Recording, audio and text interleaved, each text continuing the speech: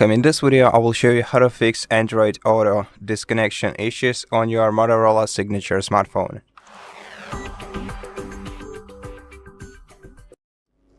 First of all, we're gonna have to open settings on our smartphone and scroll down to apps. Open the apps menu, then go to see all the apps, and now find the Android Auto in here. Now open this app's information. Go to storage and cache, try to clear the cache of this application, and then check once again for any disconnection issues. And if this doesn't work for you, you can also delete apps data and restart your device by pressing power button and volume up key at the same time and selecting restart to reboot your Motorola. This should fix the problem. And that's it. Thank you for watching this video. If you liked it, please consider subscribing to our channel, leave us a like in the comment below, and I'll see you in the next one.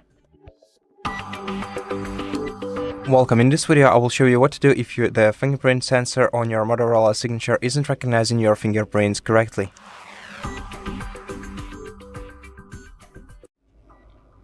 In such case, we're gonna have to set up a new fingerprint for our device, and to do that, go to Settings, then go to Security and Privacy menu. Just let me find it real quick. No, here we have it, Security and Privacy. Then go to Device Unlock, then select Face and Fingerprint Unlock, and select and enter your PIN code or password.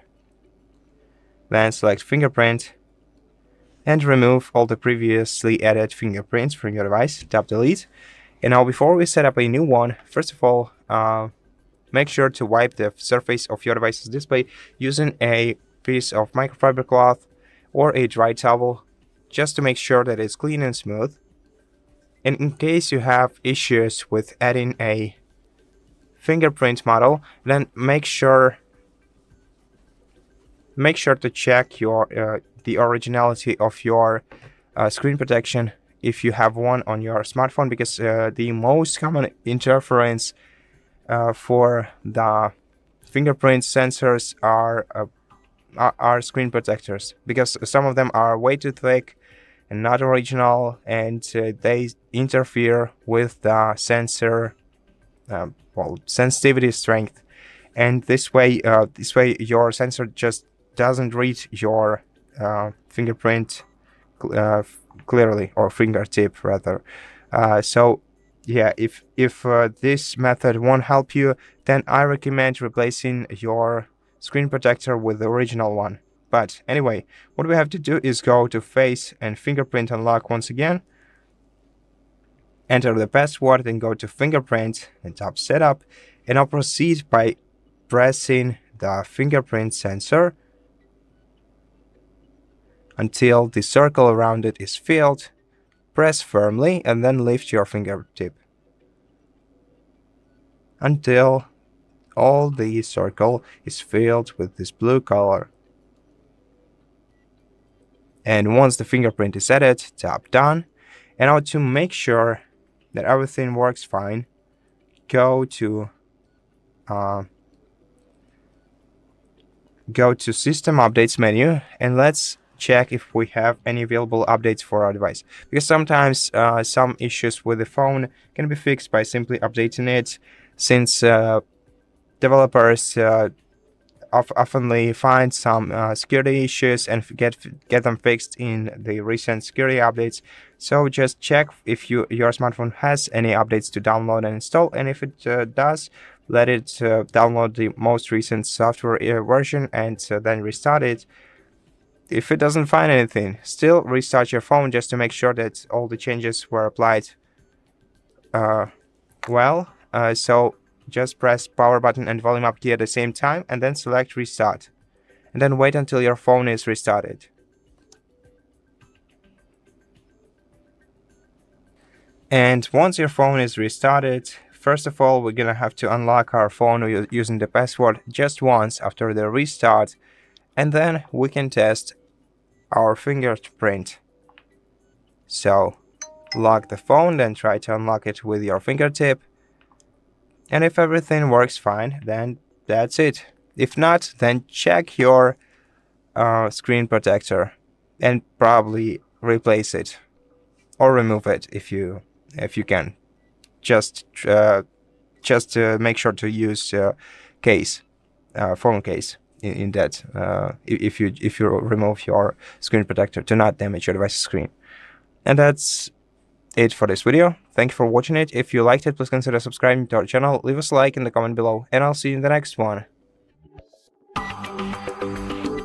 Welcome. In this video, I will show you how to fix the issue when your Motorola Signature is overheating during 8K video recording. So what you have to do is open the camera application, and then in video mode, if you have 8K selected, tap right here, then select settings. And now, in order to fix the overheating, we have to disable efficient videos. So disable saving as HEVC, because this format will use a lot of storage and RAM memory of your smartphone, as well as the processor resources at the same time, and this often causes your device to overheat. Disabling this compatibility also reduces the video quality slightly, but since it's still 8K video, I don't think it should matter too much. But in case your device overheats, this is the right solution.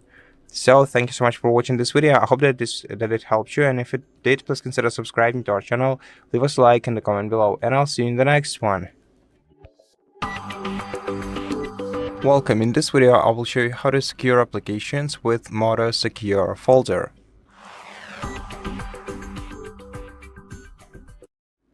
First, open the folder with Moto applications on your home screen and open Moto Secure.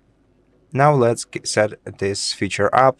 So tap Get Started, tap Next, Next, Start. Allow it to send you notifications. Let's tap Get Started to access the most recent updates of this application. Then let's tap Next several times. And now to secure your files, select Secure Folder, tap Allow, and tap Continue. Next, next. Then we're gonna have to log in to our Google account, or if you want to skip this for now, tap Skip Login in the top left corner of the screen. But for me, I'm gonna log in since I'm already logged into one Google account on this smartphone. Just select it, tap OK. Then either use your fingerprint or password to confirm your identity, and tap Next. Now we're gonna have to create a password for our secure folder. Enter it once and confirm it on the second screen.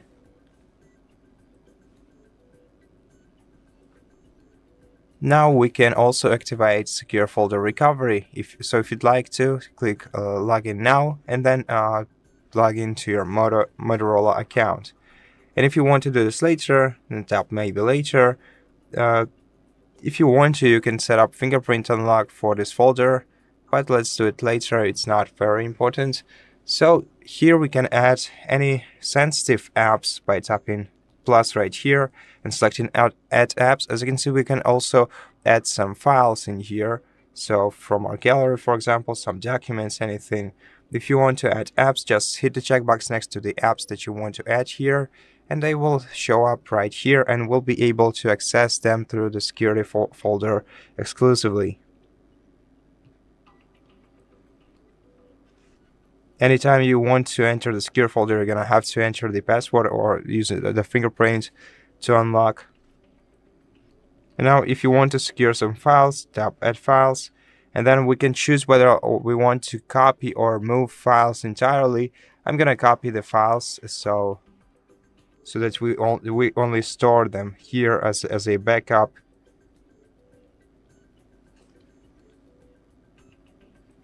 And now if you want to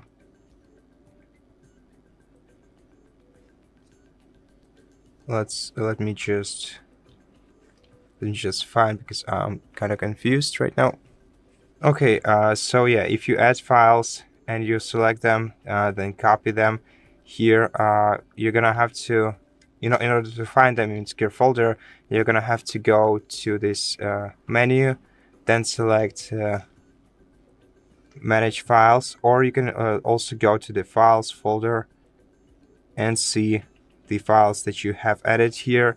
But we can also go to Manage Files and then Transfer from Secure Folder, and here you'll see the files in your Secure Folder. If you tap instead Add to Secure Folder, you will see all of your available files. And that's basically it. So thank you so much for watching this video. If you liked it, please consider subscribing to our channel, leave us a like in the comment below, and I'll see you in the next one. Hello, in this video I'm going to show the security tricks on Motorola Signature. Okay, so first let's open up the settings and let's begin with setting up the screen lock. To do it, scroll down all the way until you find the security and privacy. Simply open it up, and in here we have possibility to set the screen lock first. We have this big yellow button, so that's the first thing that we are going to do. We have three types of the screen lock. We have pattern, pin, or the password. It's up to you which mode you want to use. In my case, I'll select the pattern. And when it comes to the pattern, to create it, we need to connect at least 4 of those dots. So simply create your pattern. If you would like to try again, click on clear. If you want to save, click on next. Now we need to redraw it to confirm. And now our screen lock has been properly set. Now click on done. Click on done once again. And now let's check how it works. So I'll turn off the screen and I will repeat it. Okay, now draw your pattern and everything fully works. As you can see, our phone has been properly unlocked. And now let's scroll down a little and let's get back into device unlock, because in here we can also add the fingerprint unlock and the face unlock. It's up to you which mode you want to use. Of course, you can set both of them. I'll show you the fingerprint. Click on setup. And now in here we have the sensor. And now to add our fingerprint, we just need to simply place our finger on the sensor. And now we need to place our finger multiple times on that sensor until it is saved. Sometimes it may take a few tries. Make sure that your finger is clean. Same thing with your screen. Repeat the process until you see that the fingerprint has been added. You can also add multiple fingerprints. Okay, click on done, and now it has been successfully added. If you're interested, you can also change the animation styles right in here. As you take a look, I'll stick to the default. Now let me show you that it also works. I'll turn off the screen. In here we have the icon. We just need to place the finger on it, and the phone gets fully unlocked. So everything properly works. Now, let's get back. And in here we also have the theft protection. I also like that feature. We have the theft detection lock, offline device lock, remote lock, and find and erase device feature. The theft detection lock works in that way that the phone will lock. It will lock its screen when someone takes the device and runs away. You can see it right in here. Someone abruptly takes your device, then speeds away, your screen locks. Pretty cool thing. Click on OK if you want to save it. And we have the offline device lock. Really similar, but simply the screen will lock when the device will go offline. So if you disconnect from the internet, the screen will lock. We can also enable that. We have the remote lock. If you want to use it, you need to have your SIM card inserted or your eSIM activated. In my case, it won't work because I don't have my SIM card inserted. It works in that way that if you want to remotely lock your phone, you can visit that page, android.com/lock. All you need to do is to type your phone number to lock the screen. You don't need to sign to Google account or anything. You can also read it on the screen in here. Also pretty cool feature, worth enabling. And I think that's one of my favorites, the Find Hub. You need to make sure that it's enabled right in here, allow device to be located. Then scroll down. We have 2 ways how we can use it. We have the app and also the web. Let's use the web. And now you'll be able to locate your phone if you sign in into the same Google account into which you are logged in on your Motorola. You can repeat the whole process. You can visit the Find Hub on any other device, for example, your second phone, your PC or laptop. Simply type the Find Hub, sign in into the same Google account into which you are logged in on your Motorola, and you will be able to locate it. In here I have a list of all phones associated with my Google account. We also have the Motorola, and we can remotely secure our device. I click on continue to lock the screen. As you can see, the phone has been located, and we can even perform a factory reset remotely. To do it, it's pretty cool because let's say that the thief stole our phone, and we want to make sure that he won't get access into our data, so we can perform a factory reset remotely. Simply select the option, then type the password to your Google account to confirm. So that's a pretty cool thing. Possibility to erase our phone remotely, so no one will have the data. Now let's go back. Let's go into App Security, and let's click on Google Play Protect. Click on Scan, and in here we'll be able to check, do we have some potential threats on the phone. As we take a look, no harmful apps found. It's always good to perform that scan from time to time, just to make sure that everything is okay. We also have the account security. In here I have the critical activity, but it's because I have signed in on different device, and it's recognized as a suspicious activity. If you have something like that and you know that you are not logging or anything like that, you should simply follow the instructions on the screen to solve the problem. It's also good to change the password ASAP if you see some suspicious activity. We also have the password checkup down below. In here we'll be able to see, do we have some compromised passwords, are our passwords unique, and are our passwords strong. I think that I need to tell you that you should avoid having passwords such as ABCD or 12345, because that's the easiest type of the password, and even a child could break it, so you should avoid having passwords like that. And it's also good to have a different password for everything, for your social media, for your bank, I don't know, for something else, for everything basically. So if someone will break one of the passwords, because usually if someone will break the password, he might want to try to use it to log into other things. So that is why you should keep your passwords unique. Okay, now I have shown you device finders. In here we have the Find Hub that I have shown you.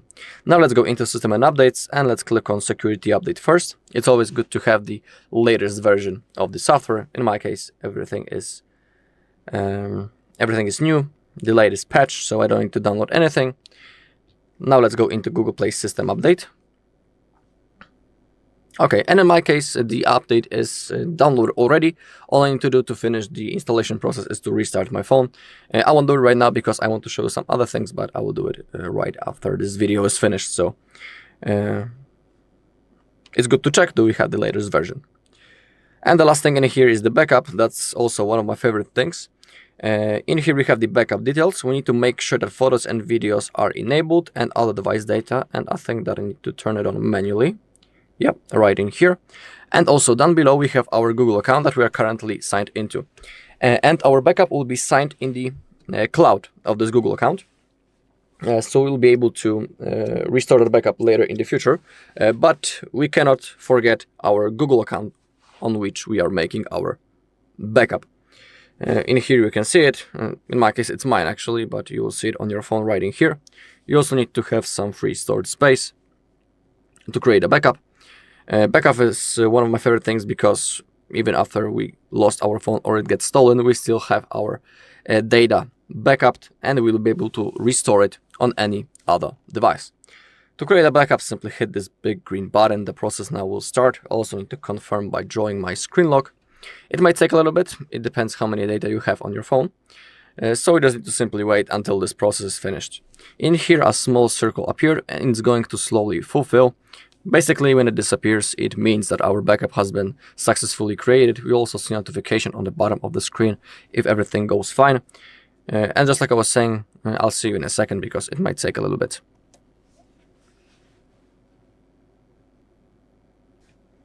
Okay, the backup has been successfully created. We can see it right in here. the backup has been created 0 minutes ago, so that's a confirmation that everything went successfully.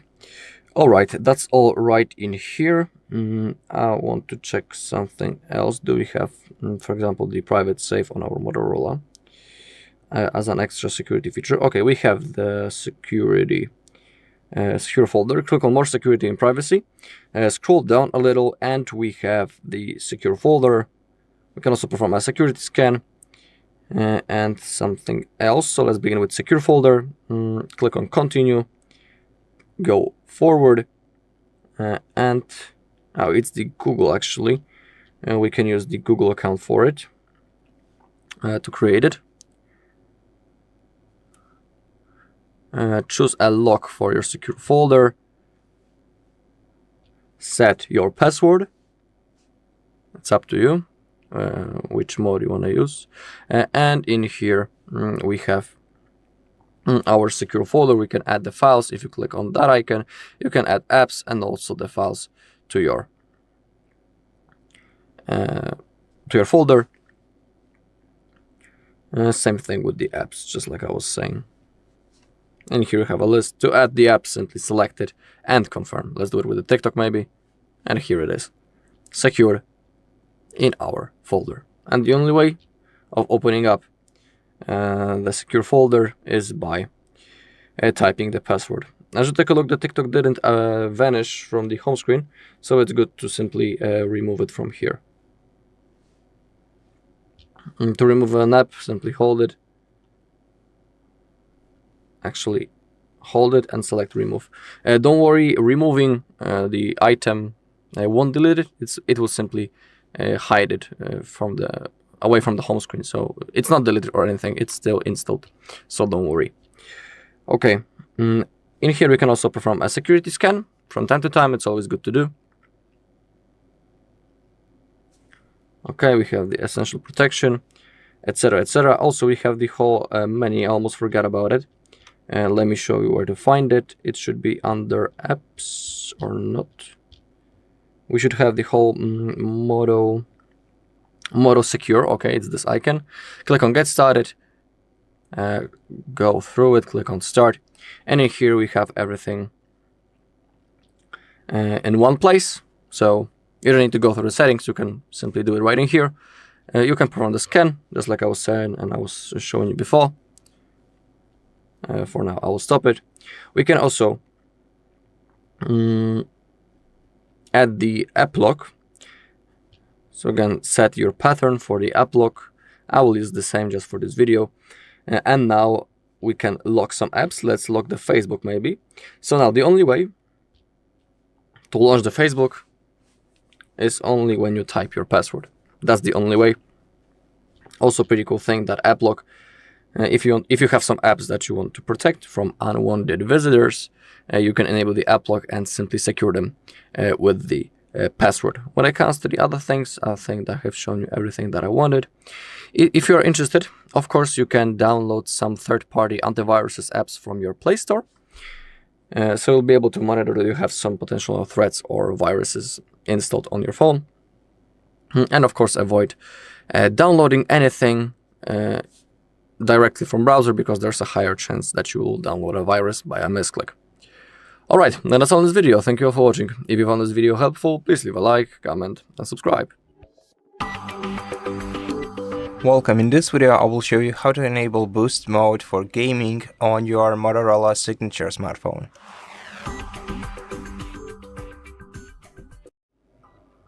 First of all, you just have to open any game on your smartphone and tap on the gamepad icon, and then in performance mode switch balanced to turbo, and this way you will enable the boost mode for games. Now if you don't see this icon, or if you couldn't have found the turbo mode, then this means that you have to update your phone to the latest version, and to do so go to settings and then select system updates, check for updates and download the latest software version on your device. And that's how you do it. Thank you for watching this video. If you liked it, please consider subscribing to our channel, leave us a like and a comment below, and I'll see you in the next one. Hello everybody, welcome back to HardReset.Info channel. In today's video, I'll show you how to easily fix speaker not working on your Motorola Signature.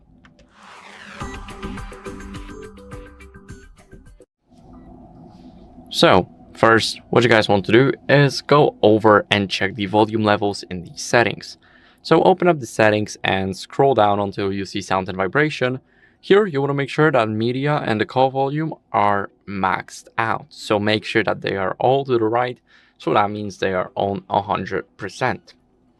Now, what you guys want to do is grab your phone, and first off, here we have the speaker grill. Now we want to make sure that we clean this one and this one at the bottom. So this will help us a lot, because when they are stuffed with dirt or debris or anything else, then they can just block a part of the sound and it won't sound as good as it should. Now, what are we going to do next is make sure that our Bluetooth is disabled. So let's go to the settings and then connected devices. Here we want to go to connection preferences and select Bluetooth, the first option. Now my Bluetooth is already turned off. So if your Bluetooth is turned on, you will see a blue switch on a black background, but now it's just gray and a black dot here. So make sure that Bluetooth is disabled, because we want to ensure that audio is not being rerouted anywhere else. So let's say your speaker, your headphones, your car, or anything else. Now, what you guys want to do is restart your phone to refresh the system. So let's hold the power button and the volume up button. Now, go to restart, and now the phone is restarting. So I'll see you guys in a second once it's done. Now, after the device restart, what you guys want to do is check for software updates. So go over to the settings, and now go over and scroll down until you see system updates. Here we have it. Now we want to click check for updates, and as you guys can see, it's finishing an update now. But if you have a button here to download and install the newest version, then make sure that you do that. It's very important to keep up with the latest version of your software, because it can fix a lot of glitches, including your speaker not working. So that's it for the video. I hope it was helpful. If it was, then leave a like, subscription, and a comment, and I'll see you in the next one. Bye. Hi everyone, in front of me I've got Motorola Signature, and let me share with you how to turn off ads and their personalization.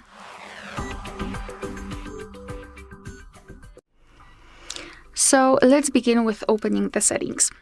Right here we have to scroll and go to the top actually to find network and internet. Then let's go to private DNS.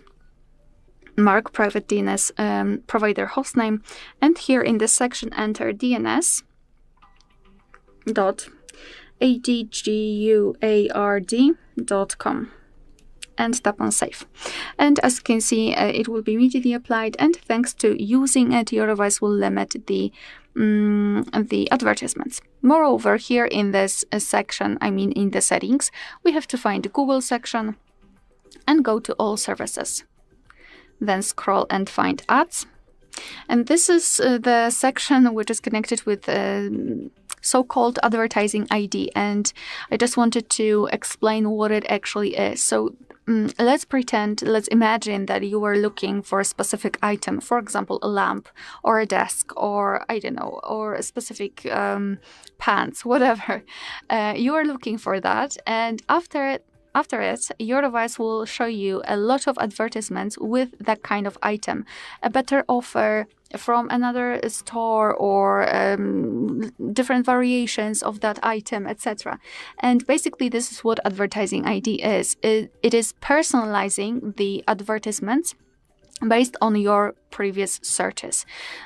So resetting it or removing it will maybe it will not limit the amount of advertisements that you receive. However, it will remove the personalization, which is also great. So simply tap on Reset Advertising ID, tap on Confirm, and then Delete Advertising ID. And this is how to limit the the personalization of the advertisements. Another thing which I highly recommend to do is to simply turn off the notifications from apps that are showing you the advertisements. For example, if you've got the app that is showing you advertisements here in this notification center, I highly recommend to find it, tap on it and hold it, and then go to App Info. Here, let's go to notifications. And as you can see, here we've got the notifications and different categories of the notifications. And what I highly recommend to do is to scroll and find the category which is somehow connected with the advertisements. So for example, in my case, payments, deals, and recommendations, we can turn it off simply by tapping on the switcher next to it. Obviously, if you don't really need any notifications from this app because it is, for example, a game, then I highly recommend to simply turn off all of the notifications just by tapping on the switcher at the top. And as a last resort, I also highly recommend to check the ad blocks. And I know it might be obvious for most of you probably, but I just wanted to draw your attention to this solution because nowadays we do not have only the ad blocks which are assigned or connected with the browsers only, but also which are connected with the system. So for example, let's enter the Play Store. You need to be logged in. Be aware about that. So simply log in here or in the settings. You can check our tutorial of how to actually add the Google account to this device. And come back here. Here, just enter ad blocker, whatever. Just tap on it and just search through the results here. As you can see, we've got something called ad blocker for Android. So for the whole system, we've got the content blocker. So it is not only assigned to the specific browser. And hopefully you will find something that will help you with blocking the advertisements. Alright, so that will be all. Thank you so much for watching. Please hit the subscribe button and leave the thumbs up. Hello guys, in today's video I do have the Motorola Signature phone and I'm going to tell you how you can easily fix the battery drain in this device.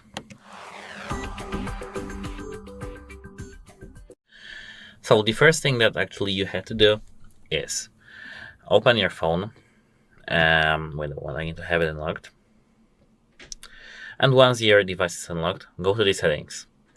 Here in the settings, scroll down to the battery, and once you see battery, you need to tap battery usage.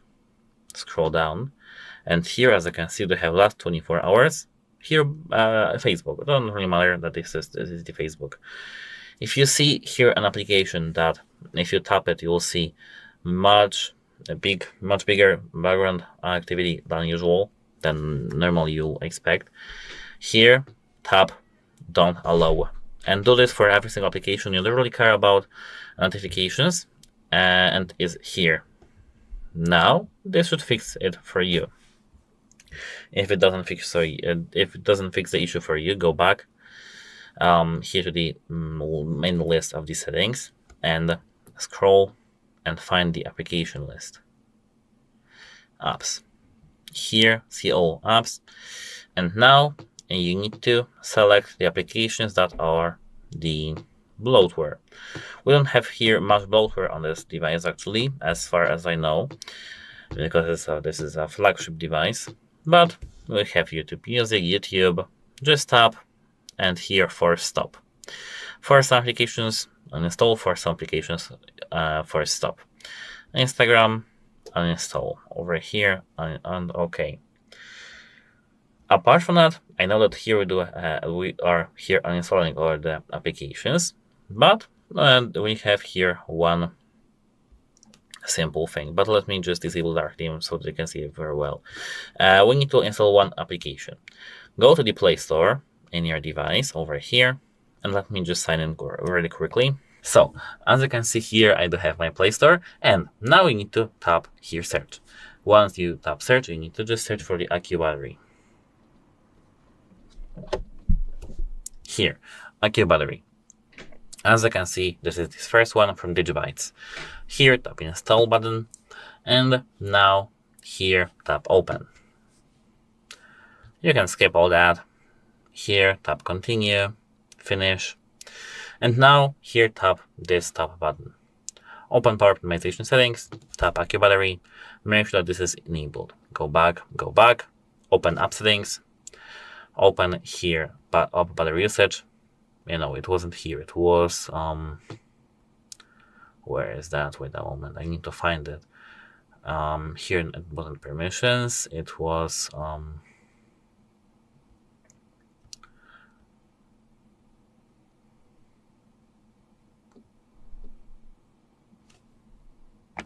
okay, so it's actually this one. All background usage it has to be enabled.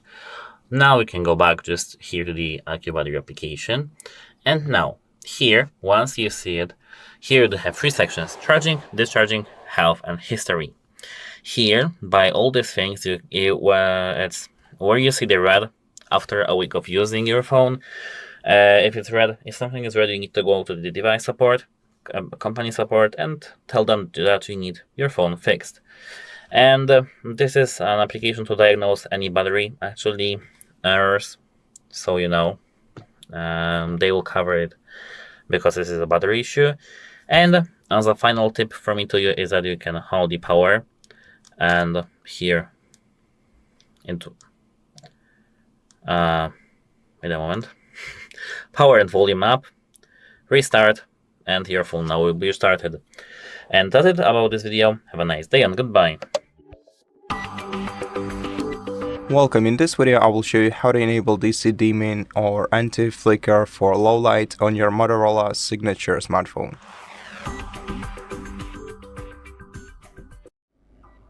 First of all, we're gonna have to open settings and then scroll down to display.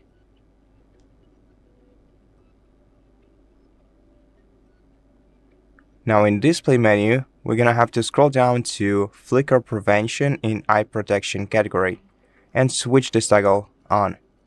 And this way you will keep the screen from flickering even in dark environments. And that's how you do it. Thank you for watching this video. If you liked it, please consider subscribing to our channel, leave us a like and a comment below, and I'll see you in the next one. Welcome, in this video I will show you how to use the periscope telephoto macro mode on your Motorola Signature smartphone. To use this mode, you have to open camera, make sure to open the photo mode and move your camera away from an object that you want to capture by about 1 to 4 centimeters, maybe a bit farther than that, and at some point you will see this flower icon in the bottom left corner of your screen. If it's selected, that means that the macro mode is enabled, and we can disable it by tapping on this icon. And now at this point we can zoom in a photo and make sure that to keep the camera steady, because as you can see it easily switches to another one. Take a photo, and that's basically how you do it. You can also enable the macro camera without zooming in the Pro mode. Just switch to the Pro mode and tap on this flower, and once it starts glowing blue, that means that the macro mode is enabled. However, you cannot zoom in nor out in the Pro mode with macro camera enabled. And that's basically how you do it. So thank you so much for watching this video. If you liked it, please consider subscribing to our channel, leave us a like and a comment below, and I'll see you in the next one. Welcome, in this video I will show you how to enable wireless reverse charging on Motorola Signature smartphone. First of all, make sure that your phone isn't low on battery, and if it's not, go to settings, then scroll down to battery menu, open battery, and go to power sharing. Enable this feature by switching this toggle to the right, Then you can lock your device's screen and turn your device upside down. Now, put the other device that supports wireless charging on the back of your smartphone.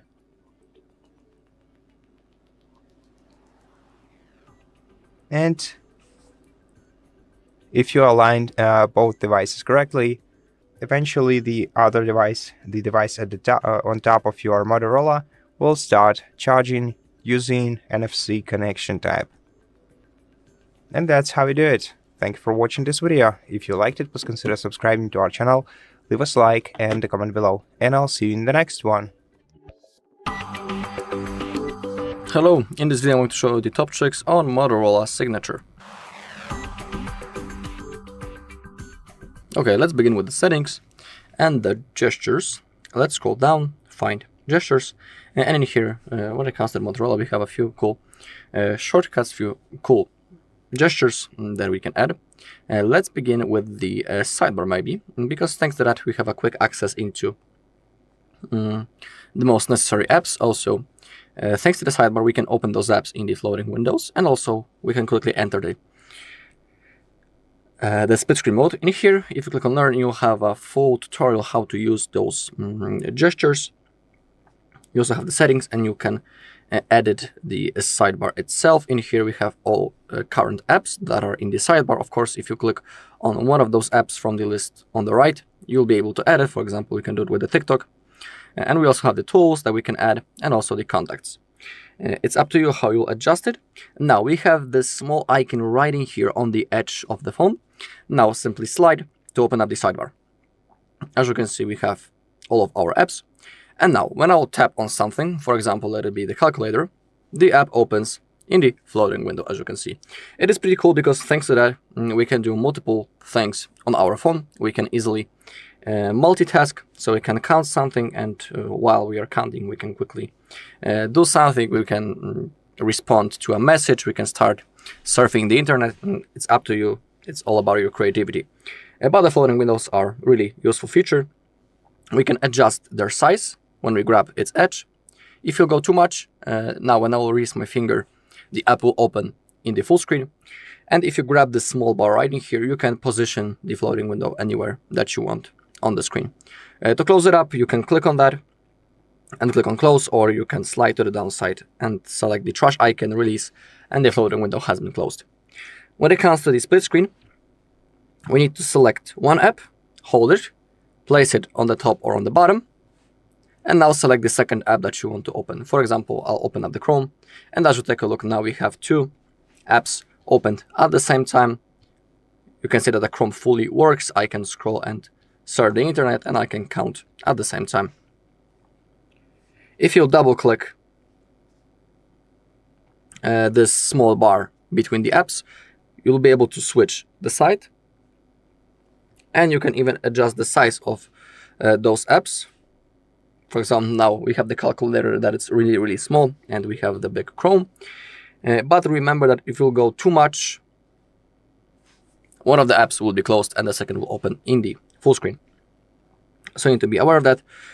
But when it comes to the sidebar itself, in my personal opinion, it's a really cool app. Not the app, but cool feature. Pretty useful. In here we can place all of our necessary apps, the apps that we want to use, for example, in the split view. So I highly recommend to try this sidebar if you have this Motorola phone. And now let's get back into the settings and the gestures. Let's go into swipe to split. That's another way to enter the split screen. We can click on try it out, and now we need to perform that move. So we need to slide on both sides, and now we would be able to select the second app to open the split view. Let me do it. Let's don't do it in tutorial. Let's open up one app first. For example, again, the calculator. I will slide left and right, and now I can select the second app that I want to use in the split view. For example, the settings, as you can see, and everything fully works. Okay, back into the settings, gestures. Now the 3-finger screenshot. That's another really cool thing. I'm a huge fan of it. You know, the most common way of taking a screenshot is by clicking the power key and volume down. It also works, as you can see. But the 3-finger screenshot is really comfy to use. We don't need to tap those both buttons. We just need to place our 3 fingers on the screen, and now the screenshot gets taken. Everything fully works. Also pretty cool feature, worth checking. And now we have the kinetic gestures. That's also the thing that I like. We have the quick launch, quick capture, fast flashlight, lift to unlock. And when it comes to the quick launch, it works in that way that when we tap the backside of the phone, we'll be able to launch some apps. But first, let's open up the settings. We have three tap strengths. We have general, moderate, and hard. So for now, I will select the moderate tap. And in here, I can select what will launch when I will tap with moderate strength. Currently, it's the Moto AI. Let's select maybe to take a screenshot. And now let's grab our phone. And we need to tap somewhere in this area to take a screenshot with moderate power. So don't tap too hard, but also not so gentle. So like medium strength.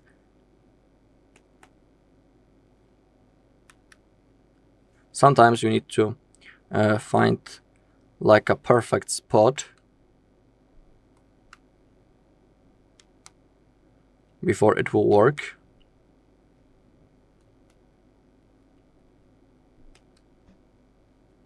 Wait, quick launch, I have selected the moderate tap, and it should work.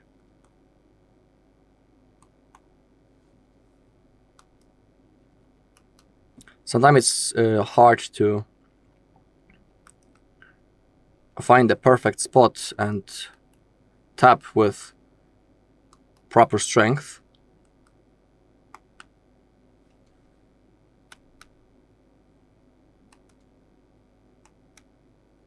Come on. Okay, maybe let's try with a different strength. Maybe the general tap. Take screenshot.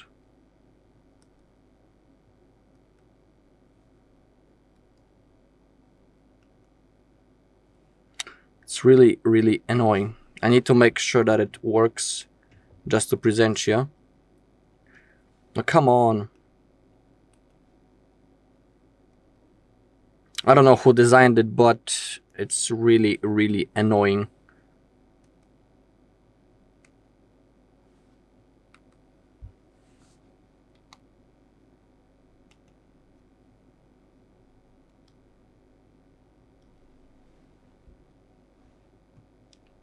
Oh, wait, maybe let me turn off the screen and then repeat, because that might be the problem.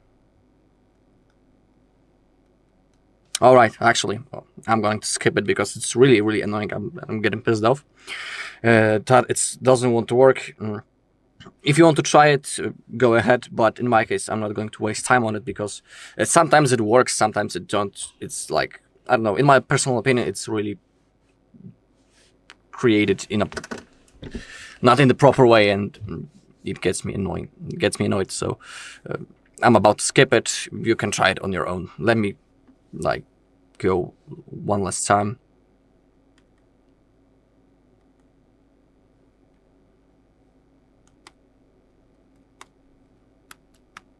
And here we will be able to see, and it should be recognized somewhere in here if I would tap.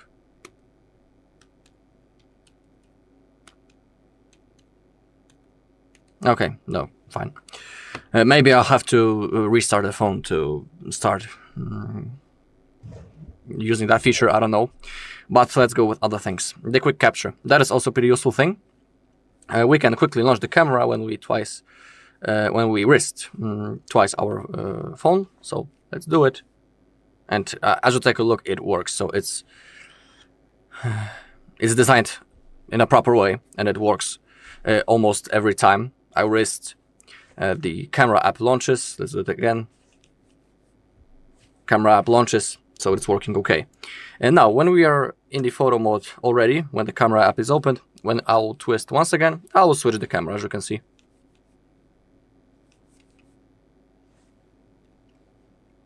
Okay, next thing is the fast flashlight. That's the most known feature when it comes to the Motorola phones.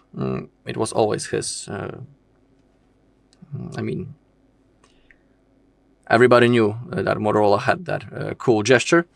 Now we need to perform a chopping move to launch our flashlight. So I'm holding my phone just like that. And as you take a look, the flashlight turns on. When I will repeat, it turns off. Really easy, but really useful. Because, you know, let's say it's a rainy day and we need to turn our flashlight on.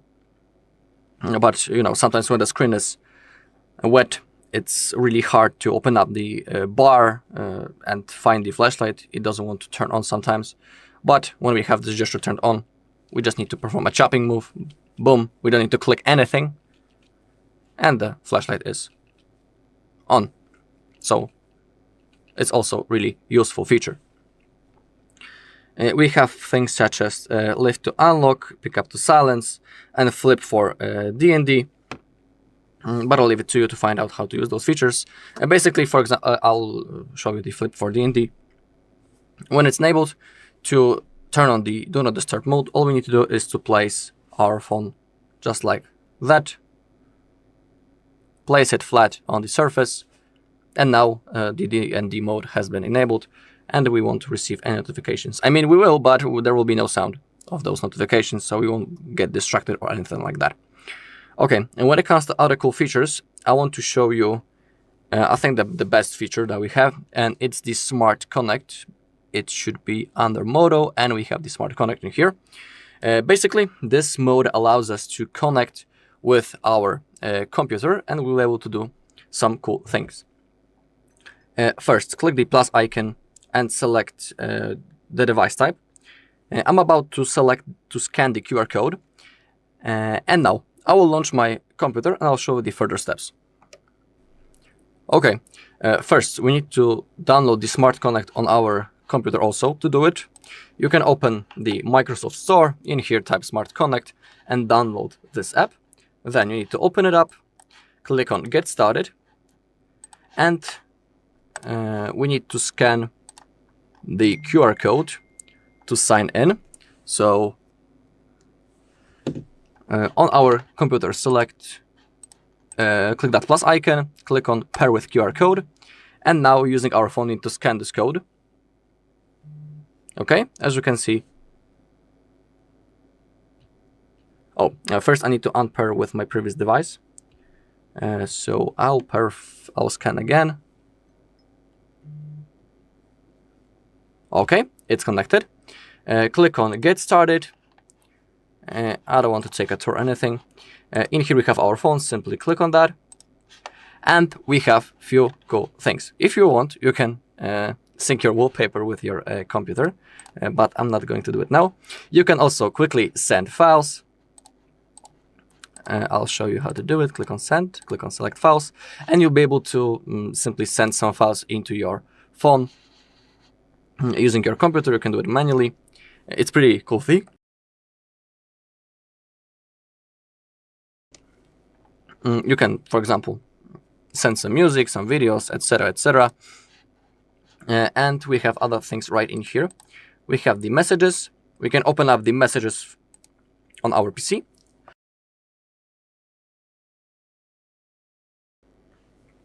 But when it comes to me, I don't have any messages on my phone, so that's why it doesn't appear right in here. But if you have, you will see all of your messages in that window. We have the screen share. That's also a pretty cool thing. Let's click on Continue. And we can mirror our phone or select the virtual phone, show your phone's display as it appears in hand, or show an additional phone screen on your PC. I'll select the mirror phone, click on Start Screen Share, click on Accept on your phone, and in here, another window appeared, but I need to know how to release it because it's stacked on my edge. Okay, here it is. So now when I'll go back, as you can see, I can remotely control my phone using my computer. So now I'm not touching anything, as you can see. I'm only using the scroll on my mouse, and as you can see, I'm scrolling. Pretty cool thing. You can also see that I have the mouse on the screen of my phone, and now I can remotely launch the calculator, for example. I can start counting. Everything is being registered properly. Also, the keyboard works. I'll show you that. I'll click on in here, ask or search. Now I'll click on continue, and now in here I have my keyboard, and I'll show you that everything fully works, is being registered. So that's how you can, for example, type messages on your phone. You can use your WhatsApp, your Facebook, your Google Chrome, anything that you want basically, and everything is being fully registered and is properly working. Also, I will tell you that I've been testing it before, and I was even playing Subway Surfers using the computer. I wasn't using the keypads or anything like that. I was only playing with my mouse because, you know, if you didn't play Subway Surfers, I'll explain it to you that you need to run next to the trains and, you know, jump and then roll, and it's impossible to play, I think, so using the keyboard. But I was simply using my mouse, and I was clicking on the screen using the left button. Also, I will tell you that scrolling works. I mean, moving left or right. I just need to hold the left mouse button and then slide. Really easy. If I'll double tap, I can lock the screen. I can even draw the pattern. I should take a look. When I'll double tap quickly, my bad, not double tap, but when I will hold the left mouse icon, I can change some themes. Everything fully works, just like I'm saying. It's one of my favorite features. I mean, the whole app is my favorite feature when it comes to that. Okay, for now, we'll close it up. That's the screen share. Of course, you can check the virtual phone just for you. We also have the webcam. You can click on start, but on my PC, I don't have a webcam, so it won't work. We have also the mobile desktop or the cross control.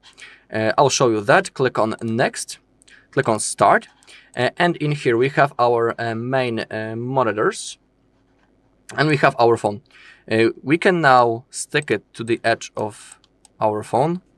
Click on accept, and now, for example, I can place it right in here above, or actually down below, but I want it on the right side because this monitor, the screen, is my main one. This is my second, and I would like the Motorola to be my third on the right side. And now, look at that. We can link the keyboard and mouse also when it comes to the display options, and we can also show the position bar if you're interested. And now, as you take a look, the Motorola is on the right side. Now, I will even I'll turn off the camera just to show you how it works. So you can see that the Motorola should be on the right side. Actually, my bad. I have to turn on the camera just to show you how it works. So now I will go all the way to the right side with my mouse. And as you take a look, it appeared on my phone. And I can still do some other things. It's like our third monitor. Maybe not the third monitor, but another extra device that we can use using our mouse. So now basically we are controlling our phone remotely using our computer. I can even show you that I can launch the camera app. Everything fully works. I can switch the camera, take some selfies,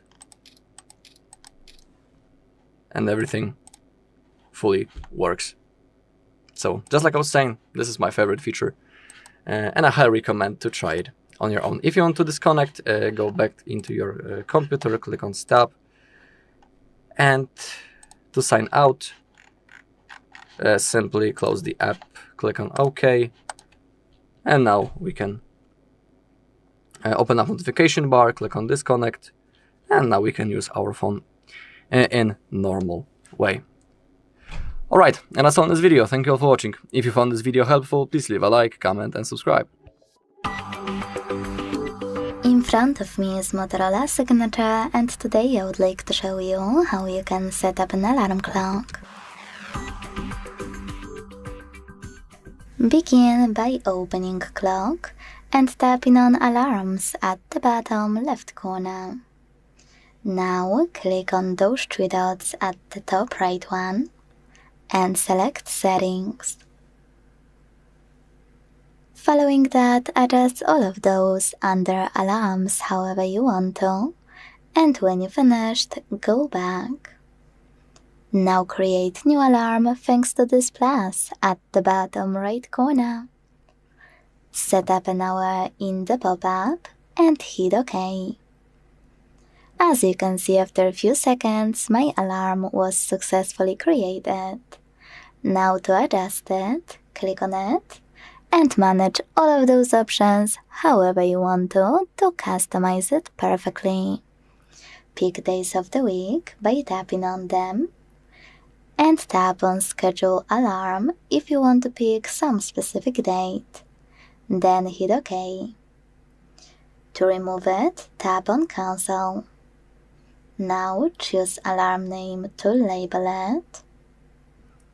Click on this switcher next to Vibrate to switch it off or turn it on, and use this plus next to Routines to add your alarm to Google Assistant routines if you are using them. Finally, hit Sound. Tap on Dismiss or download one of those sound platforms if you want to use one of those. Then click on it at the top and log in. You can also select Add New under your sounds and click on any song from your smartphone you wanna apply. If you don't want to do any of that, just click on one of those, like Oxygen. Now hit Save at the bottom right corner, and as you can see, my alarm was successfully created. To turn it on or off, use this switcher right next to it. To make any changes, click on it and change whatever you want to. Then hit Save at the bottom right corner. To get rid of it, click on it and tap on Delete at the bottom left one. Thanks so much for watching. If you enjoyed this video, leave a like, comment, and subscribe. Bye! Welcome. In this video, I will show you how to fix ghost touches on curved edges of your Motorola Signature. First, open Settings on your device and then scroll down to Gestures. Now, in System Navigation, select the gear icon next to Gesture Navigation and adjust the back gesture sensitivity so you can make the area for the back gesture smaller by moving it to the this slider to the left, and then you'll have to apply. You'll have to move your finger farther to perform the back gesture, so you can just adjust the sensitivity to your needs, both for left edge and for the right edge in the the same way basically. And that's it. Thank you for watching this video. If you liked it, please consider subscribing to our channel, leave us a like in the comment below, and I'll see you in the next one. Welcome. In this video, I will show you how to use split screen multitasking on Motorola Signature smartphone. First of all, you're gonna have to open two applications that you want to use at the same time. Then tap the icon above one of the applications and select split screen. And if both applications support split screen feature, then you'll be able to just tap on the second application then and split the screen between these two apps. Now, to change the window size, use the bar between the windows by moving it into either to the top or to the bottom. If you want to eventually use stop using the split screen mode and use only one application at a time, you just have to basically fill the screen with this app, and this will eliminate the other application. And that's how we do it. So thank you so much for watching this video. If you liked it, please consider subscribing to our channel, leave us a like and a comment below, and I'll see you in the next one. Welcome. In this video, I will show you how to extend battery life with Scarbon optimization on Motorola Signature. First of all, you're gonna have to open settings on your smartphone, then scroll down to battery, and in the battery menu, go to battery saver, select maximum battery saver, then tap yes. And if you don't want this application to ask you again about choosing maximum battery saver, leave this checkbox checked.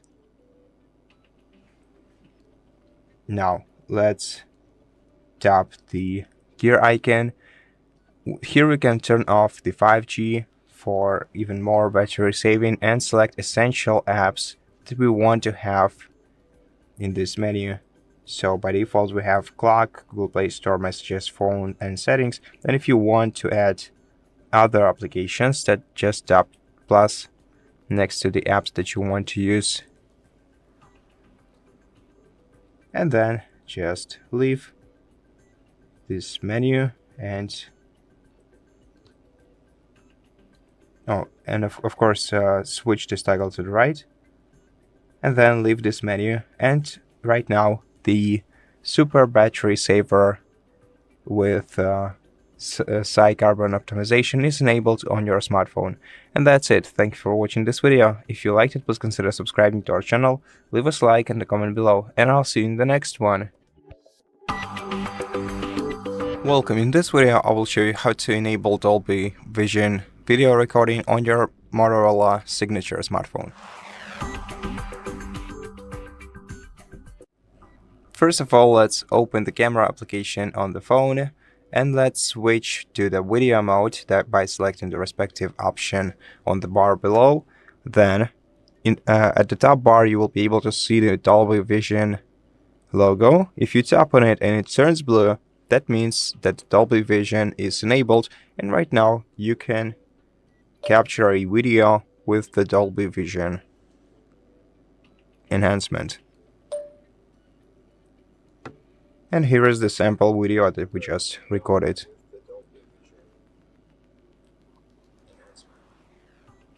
So, thank you for watching this video. If you liked it, please consider subscribing to our channel, leave us a like and a comment below, and I'll see you in the next one. Welcome. In this video, I will show you how to fix the reverse wireless charging intermittency on your Motorola Signature smartphone.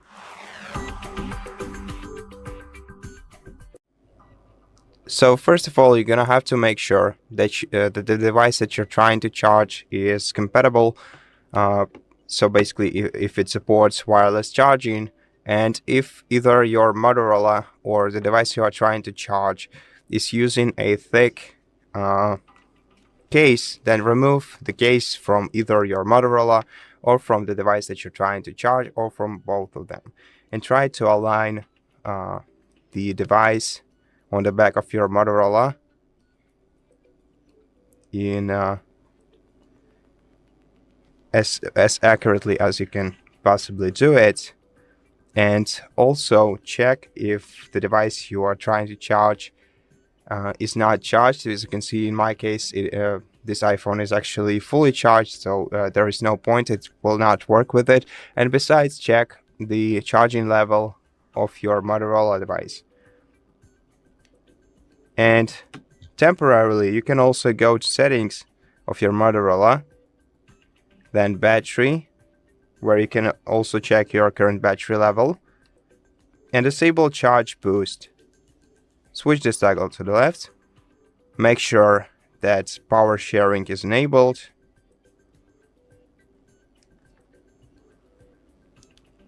and try to carefully align your device once again. Actually, it might charge. Yeah, it is actually charging. Okay, so As you can see right now, everything works well.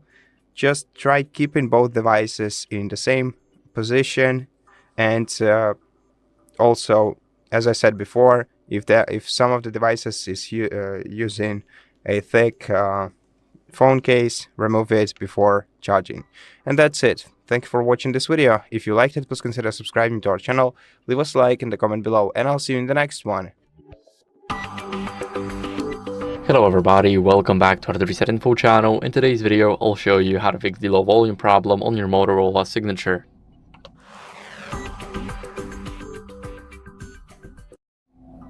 So first, if you want to fix that problem, what you guys need to do is adjust the media and the call volume in the settings. So go straight to the settings. Now here we want to go over and scroll down to sound and vibration. And here we have media and the call volume. So for me, these settings are both maxed out, so they are at 100%, they're working their best, and there's no way there's a low volume problem now. But we want to make sure that our DND is off. So as you guys can see, we have DND right here. So like flip for DND or pick up to silence. But we're going to go over here and click modes. Now we want to make sure that it says do not disturb and then off, because when it's on, then basically we won't be getting any notifications and there will be no sound of them. So we want to make sure that our DND is off. Now we want to clean the speaker grills, and as you guys can see, here we have it, and also here we have another one. So we want to make sure that we clean them, because any dust can block the sound and we definitely do not want that. Now what we can do next is simply hold the power button and the volume up button at the same time. Now tap restart and our device will start restarting. So now I'll see you guys once the device is fully restarted and ready to go. So now after the restart, what you guys want to do is go over and factory reset your phone. So this is as a last resort, because we've already covered our software updates. Now it's time for something bigger. So go over to the settings. Now go to the system and go to reset options. Here we want to click erase all data. This is the factory reset. And as you guys can see, it will erase all data from your phone's internal storage. So Google account, app data, apps that we downloaded, music, photos, and other data like passwords and everything else. So here, after we click erase all data, everything will be deleted, and this is as a last resort, so make sure that you back up before this. Here we have the backup. Now of course I need to sign in, but here we have the backup. Now we want to make sure that we back up everything here, and after that we will be ready to go and proceed with our factory reset. So that's it for the video. I hope it was helpful. If it was, then leave a like, subscription, and a comment, and I'll see you in the next one. Bye. In front of me is Motorola Signature, and today I would like to show you how you can set up screen lock. First of all, go into settings and scroll to click on this section called Security and Privacy. Now scroll again, this time to tap on Device Unlock, and when you're ready, select Screen Lock. Now it's time to tap on one of those login methods: swipe, pattern, PIN, or password. Personally, I never recommend swipe because it doesn't give you any security whatsoever. Just this animation, this one. So I would recommend to go with one of those. After you decided, create your login method. And if you made a mistake, don't worry, just tap on clear at the bottom left corner and input it correctly. When you're done, hit next at the bottom right corner and repeat your login method to confirm it. Then tap on confirm. Hit done at the bottom And over here, apply one of those options by clicking on the best one for you. This way you can manage your lock screen notifications. What do you want your lock screen to show? Show all notifications on lock screen? Show sensitive content only when unlocked? Or don't show notifications at all? Whatever you decided when you finished, tap on Done. So now, when I switch off my screen and turn it back on, icons that pattern is required. Thanks so much for watching. If you enjoyed this video, leave a like, comment, and subscribe. Bye! Welcome. In front of me is a Motorola Signature, and today I will show you a couple of tweaks and tricks you can do on this device.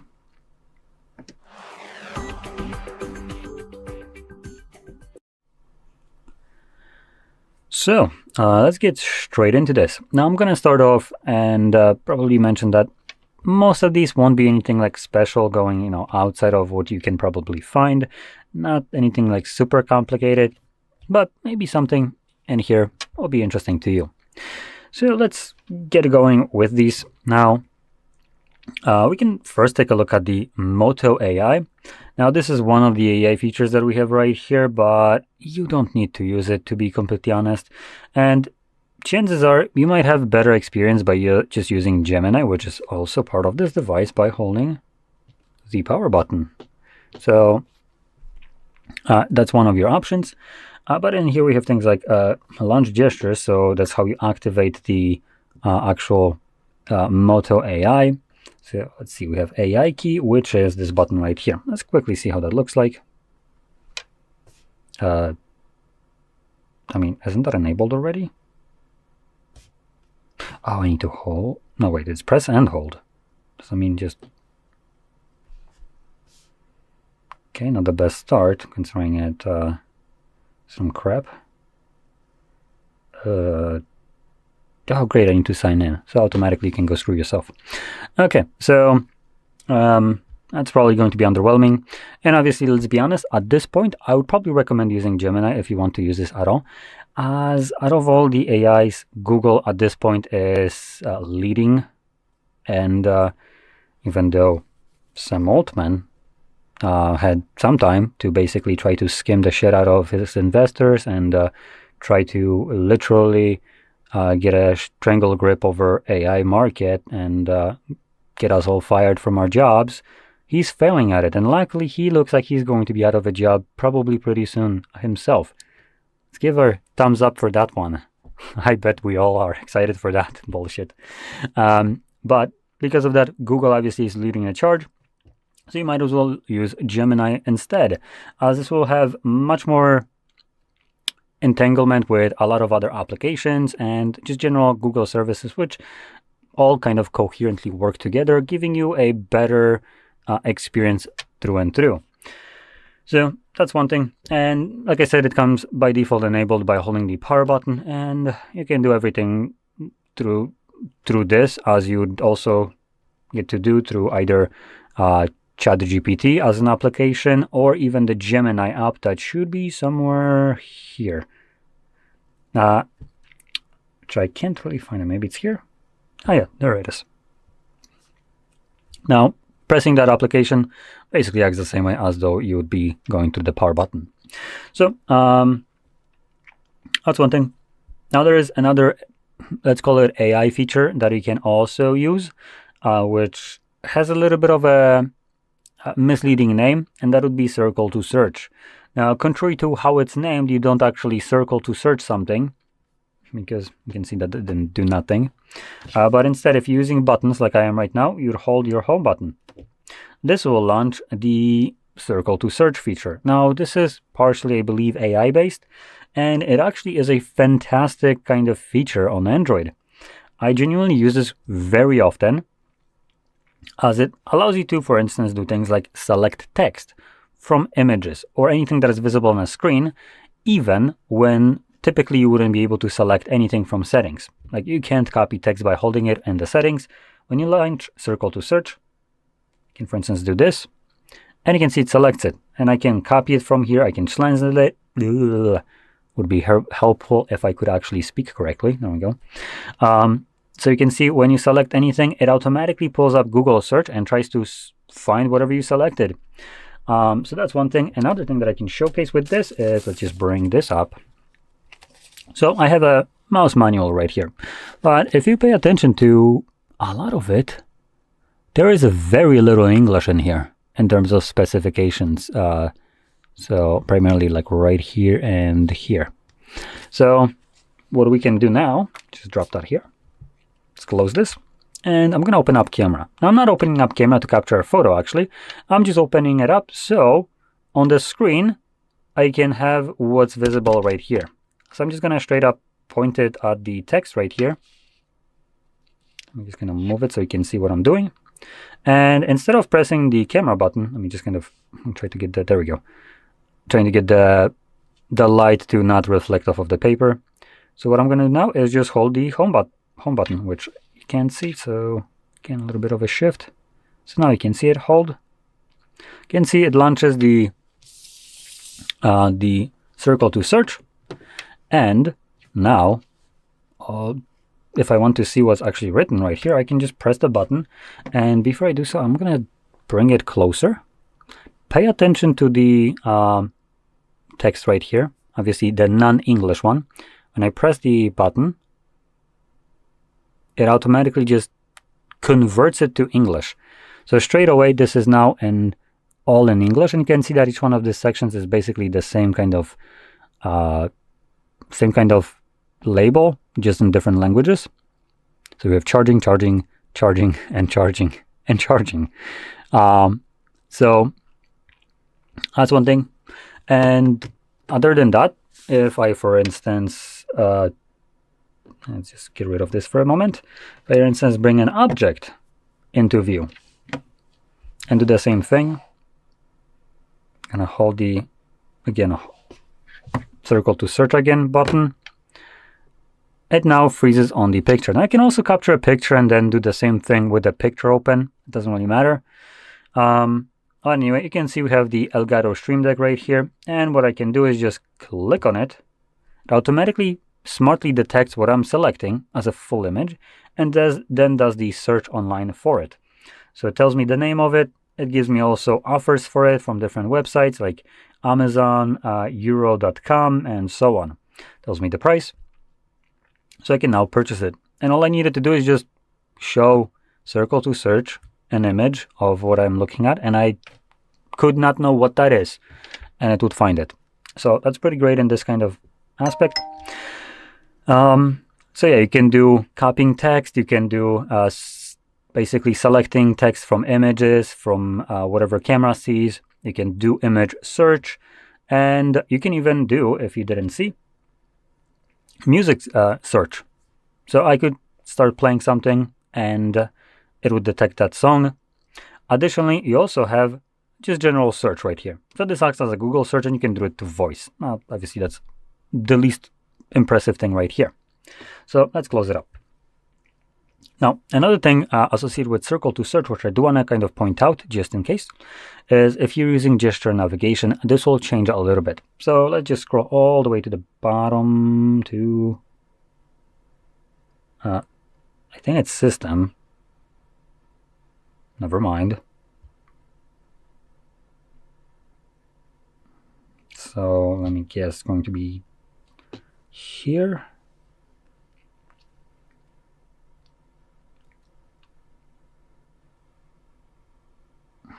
Why can't Motorola just have the same damn shit in the same place as every other manufacturer? You dumb cunts, just put it in the same place. Name it the same thing.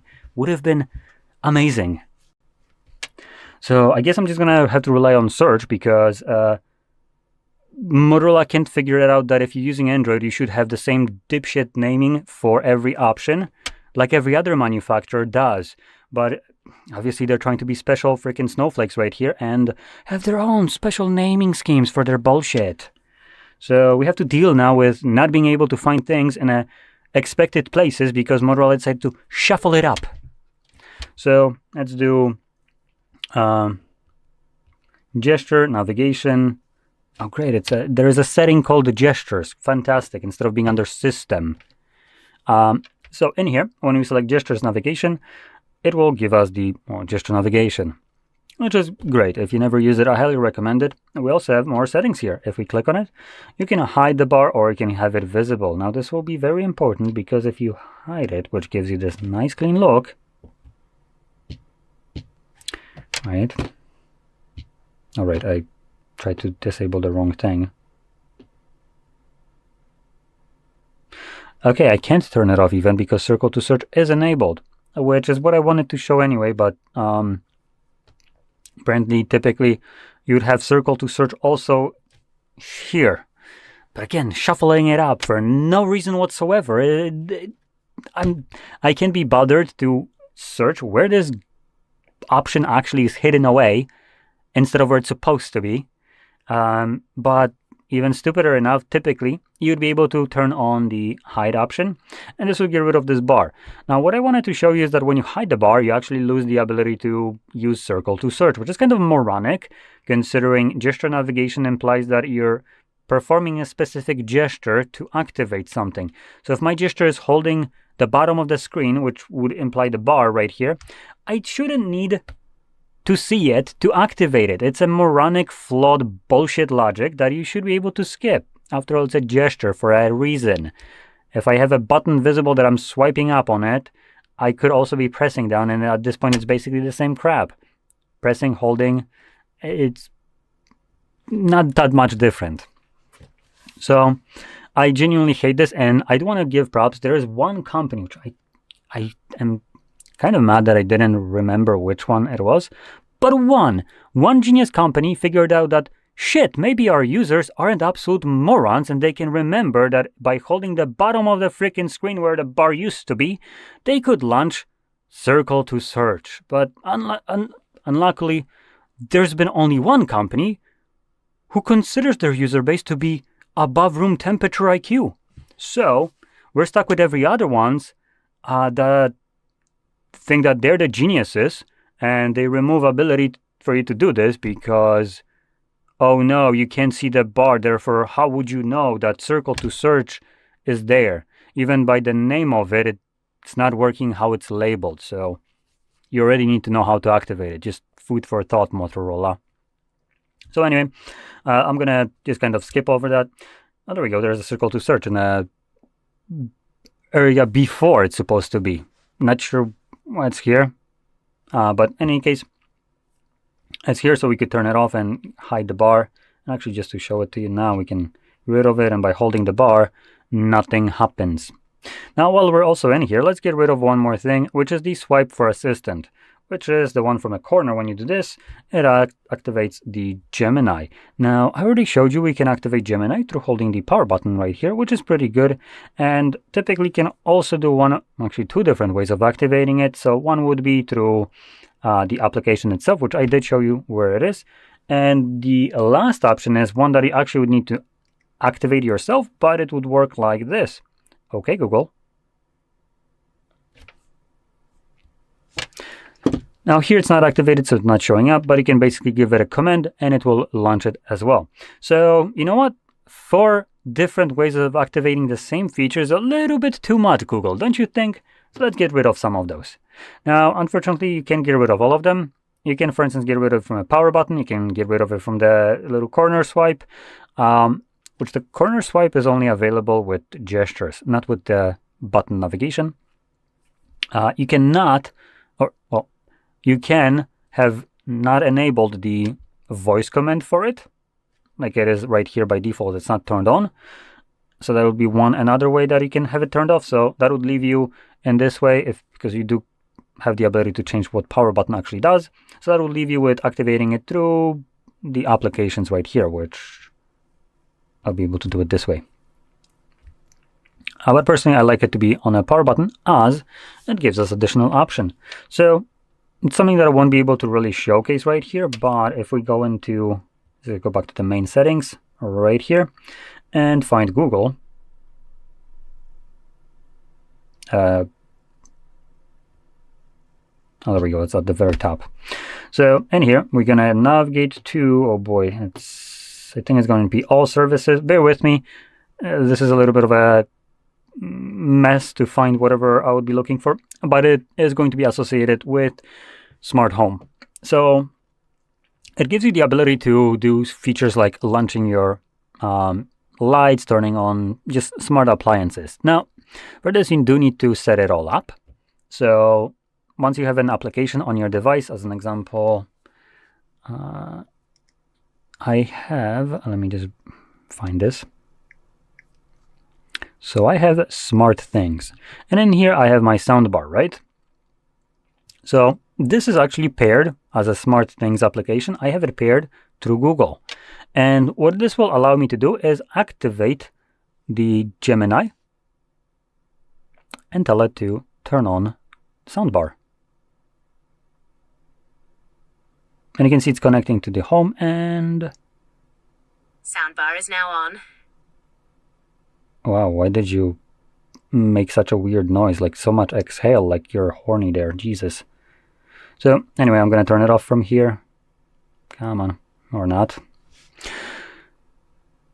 So you can obviously turn on certain appliances that are connected to your smart home. And to do that, for you to be able to do that through just Gemini as a command, you would go into here where we are, and we would navigate down to, I think it's Search Assistant and Voice. And then we're gonna select Google Assistant, right? Question mark. There we go, yep. And then Home Control.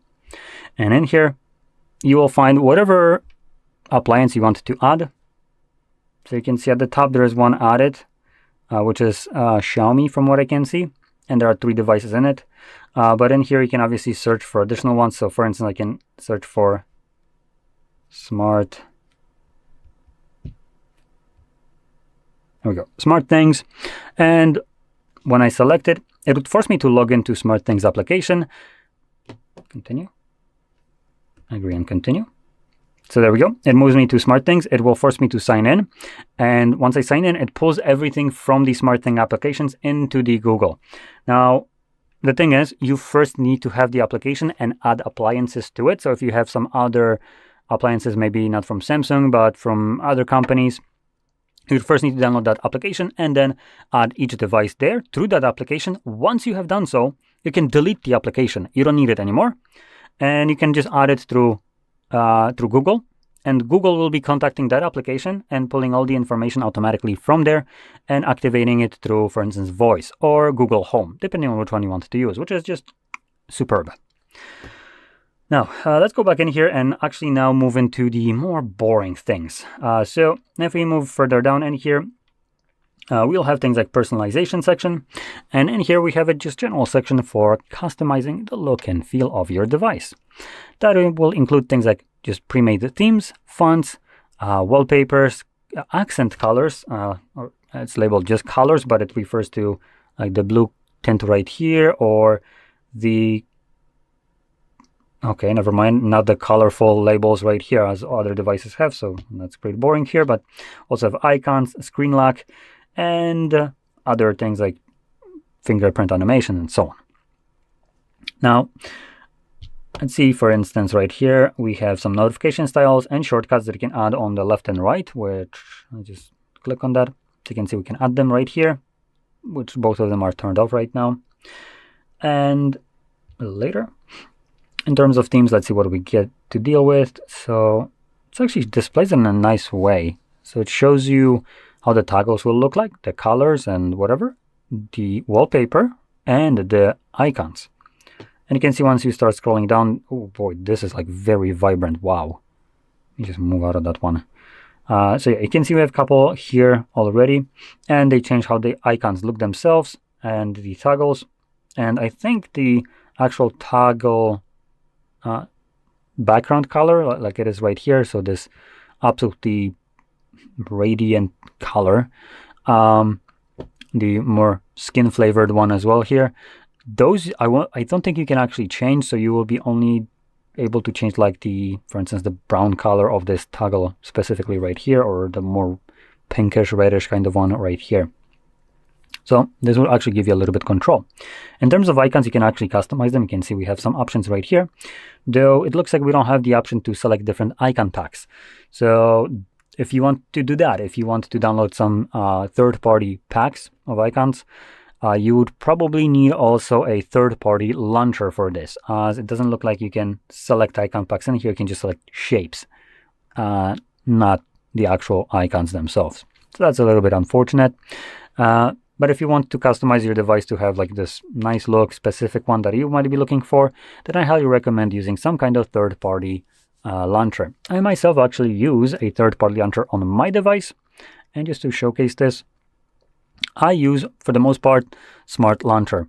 So you can see it looks like this. For me, this is how I set it up. And I have just a couple applications right here which have dual functionality. So I can, I'll just see if I'm not going to just kind of open up something that I wouldn't want to open. Great, it doesn't work when I want it to. There we go. So as an example, just close this. If I double tap, I open up YouTube. If I single tap, I open up Google. And then I can swipe to the side and have my applications along with having the categories for it. And you can see that icons in here are different than the ones that I have right here. So I have a little bit more control over how my device looks like. So again, if you're interested in that one, was the Smart Launcher. Anyway, let's continue on. If we go into the display, we have some other boring things like dark theme, which you can enable right here. And one thing to keep in mind when you're using dark mode, so if I enable it, the dark background, or specifically the fully like black one that is all around here, this part of the screen that is black is actually turned off. It's no longer emitting any kind of light and it's no longer getting powered. And that is because it's using an AMOLED display and the pixels behind here have no reason to be on. If it's black, then the pixels themselves are automatically black and they don't need to emit anything and they don't need to show anything, as well, there's really nothing on the screen. So that's going to save a little bit of battery life. Now in here, we do have the option to also have dark mode set up on a schedule basis. So you can have it on a custom timer, on sunset to sunrise. So during the daytime, you could have it in light mode and only switch to dark mode during the nighttime. This will get you that better battery life, at least a little bit. And additionally, I would say during the daytime, I think it's easier to see light mode. So you would have the best, basically best of both worlds. Now, I'm going to move back to light mode, as on the video, I think that just looks better. Now, additionally, below that, we have the colors. And here you can change the saturation of your device. So when we went into themes, that kind of bluish, light blue, kind of neon-like color, that was just absolutely overdone. I don't think it was visible as much on the camera, but by God, for me, that was way too much. It's almost like weird to the eye to look at it. And that is because the device comes with a vivid mode enabled. Great. If you ever wanted to have colors to be so oversaturated that they don't look realistic, that's the mode that you want. I personally am a fan of natural colors, so I'm going to select that. And this will tone down the colors to a little bit more reasonable level. It's giving you a quick kind of image right here on how this will differ. Actually, you can't enlarge it. But you can see it's definitely getting changed in the reds and the blues, definitely. You can clearly see, I think the reds are even more than blues. And specifically the rock formation right here, you can see how desaturated it starts to look compared to the vivid mode. So anyway, at the end of the day, this is what, based on your preference. So if you like that very saturated look, by all means, stick with that. And below that, additionally, we have the color temperature. This defines the tint, overall tint to the display itself. So you can have it permanently set to a specific color, and you can see these are like exaggerated, so you don't need to go all the way to the edges. You can just do like subtly. You can also pick it from the options right here. So we have default, warm, cold, and custom. Custom is the one that allows you to move it around. I'm going to stick with the default. Now, default, I believe, will just pick the straight middle of it. Warm just adds a little bit more of the reddish tones, while cold one adds blue. And if there is an option, let's quickly check. Dynamic, nope, that's not it. Colors, yep, okay, so there is no option to have it automatically change this color temperature based on the lighting. Some devices have that. Here it looks like we don't. But anyway, a little bit further down, we have the refresh rate. So we have a couple modes. Nowadays, I think the best option would be to either stick with the smart and balanced or the efficiency first. So there is 3 modes, but in reality, one of them is just absolutely redundant. So for instance, smart and balanced gets you a seamless experience with moderate battery consumption up to 120 Hertz. That's really what matters. Hyper smooth, up to 120 Hertz. What's the difference, you might ask? None.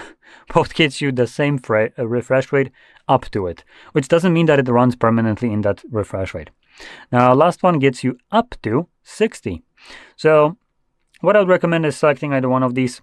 And the way you want to pick it is probably if you're an elderly person, you probably will want to get this.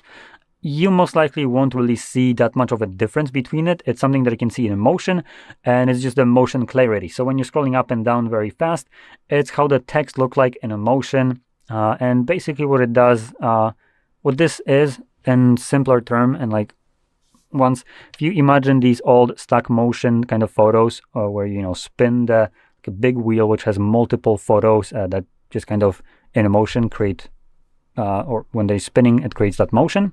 This is basically the same kind of principle right here, just instead of having like a couple frames per second, you get either 60 frames or 120 frames per second. So obviously in single second, if you move up and down from top to bottom in a 1 second, in one instance here, you're going to get 60 different frames, while in the 120, you're going to get 120. Twice as many intervals in between which screen refreshes and gives you additional new image. So it just looks much cleaner, smoother, and nicer.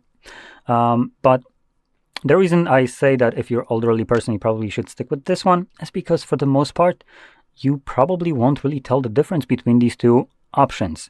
For instance, I play games on like 144 Hertz monitor, and I'm just a spoiled little brat that has been experiencing this for some time, so I'm a little bit sensitive to this kind of option. But a lot of people might not be. Some people don't see the difference between these modes, and if you don't see a difference, selecting the higher one doesn't really get you any benefit, as you can't really tell the difference, which is just only optical, how you see it. But what you will get to experience is the battery difference, as this one will get you better battery life. So that's the one that you should go for. Now, obviously, if you see it, it will really depend if you want that smoother motion or if you prefer that battery life. And if you do prefer that smoother one, then obviously stick with that and don't worry about the battery life. One more thing that I want to point out when it comes down to this, if you care about the battery life, when enabling power saving mode actually will disable high refresh rate. So it automatically switches to the standard mode, removing that 120 and locking it up to 60. And when you disable power saving mode, it automatically goes back to whatever you have selected by default in there.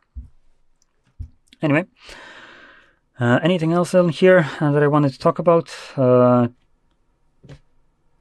think there was one more option that I would like to show. Let's see if I can find it. Sidebar. There we go. So we do have a sidebar, which isn't enabled by default. So you can enable it from here, and you can barely see this kind of bar right here. If I move it, see if I can bring it up closer so this is visible. Okay, there we go. You can kind of see it right here. This barely visible white little area. If I swipe up on it, there we go. You can see it pulls out the bar. Now, before I interact with this, we can also navigate into the settings, so we can add additional applications in here. These are all the ones that I have right now on the phone. So I can add whichever one I want. And from there, we can go back. Let's close it up. And now I can just pull it out and have access to a bunch of different applications. Now, this gives me the quick option to, for instance, tap on it to open it up in a pop-up view, or for instance, I can also do something like this. Let's see if I hold it. Okay, I think I need to tap on it. Yep, there we go. So you need to tap on this bar. And from here you can do, for instance, full screen. So it opened up photos right here in full screen, as you can see. And I still have the YouTube. Come on, give it back. Should be visible somewhere here.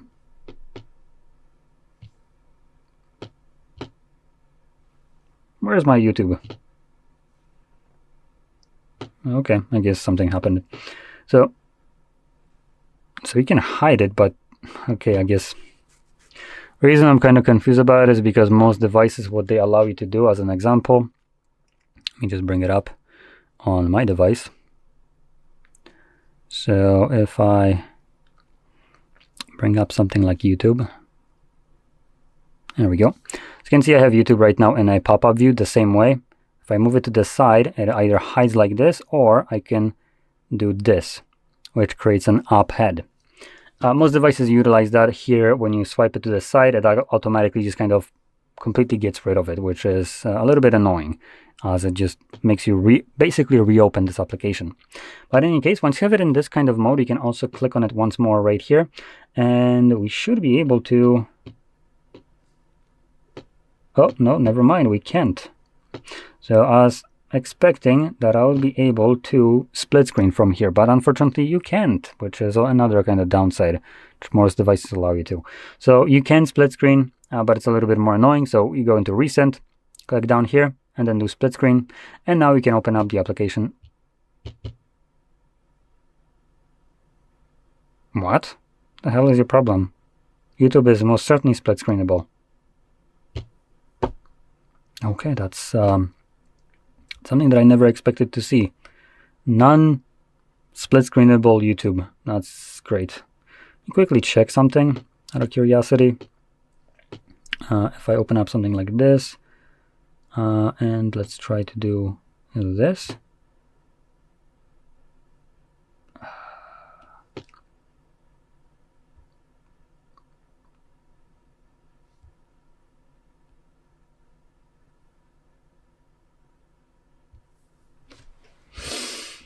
So now I can split screen. So it looks like this device isn't smart enough to automatically swap from a pop-up view to a split screen, which is a little bit of an annoying kind of part of it.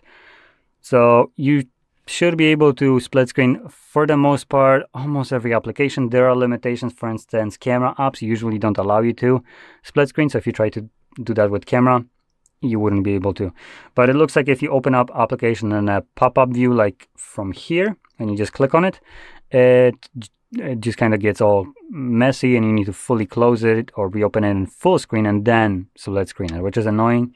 And additionally, also when you do the split screen option right here and you do split screen, what usually you can do, which isn't possible right here, is here you're forced to choose from the open applications. But if I were to click somewhere on the screen, instead of keeping that application that is already split screen right here, it actually just either crashes it or just closes it out. It seems like it's crashing it, as normally Android actually keeps the application open and allows you to, for instance, go into all of your applications and pick the second application that you want to split screen, and then just automatically zooms down back the first one that you split screen with. Here you can see it didn't do that. It just completely got rid of the previously split screen app. So a little bit annoying, but it is what it is. Now, hopefully maybe Motorola will fix it. Though I wouldn't really, buy this phone on hopes and dreams if you're looking for things like that. So what you get right here is what I would expect, nothing more. If it gets updated or fixed, that's great. But just know that at the moment of recording this, which is February 3rd, 2026, which this device is kind of doing this. So it's been released for some time, and it's kind of working crappily. So just know that if you're looking for some nice action for the sidebar. Well, anyway, this basically concludes everything that I wanted to show you. So if you found this very helpful, don't forget to hit like, subscribe, and thanks for watching. Hello everybody, welcome back to HardReset.Info channel. In today's video, I'll show you how to easily fix screen flickering on your Motorola Signature.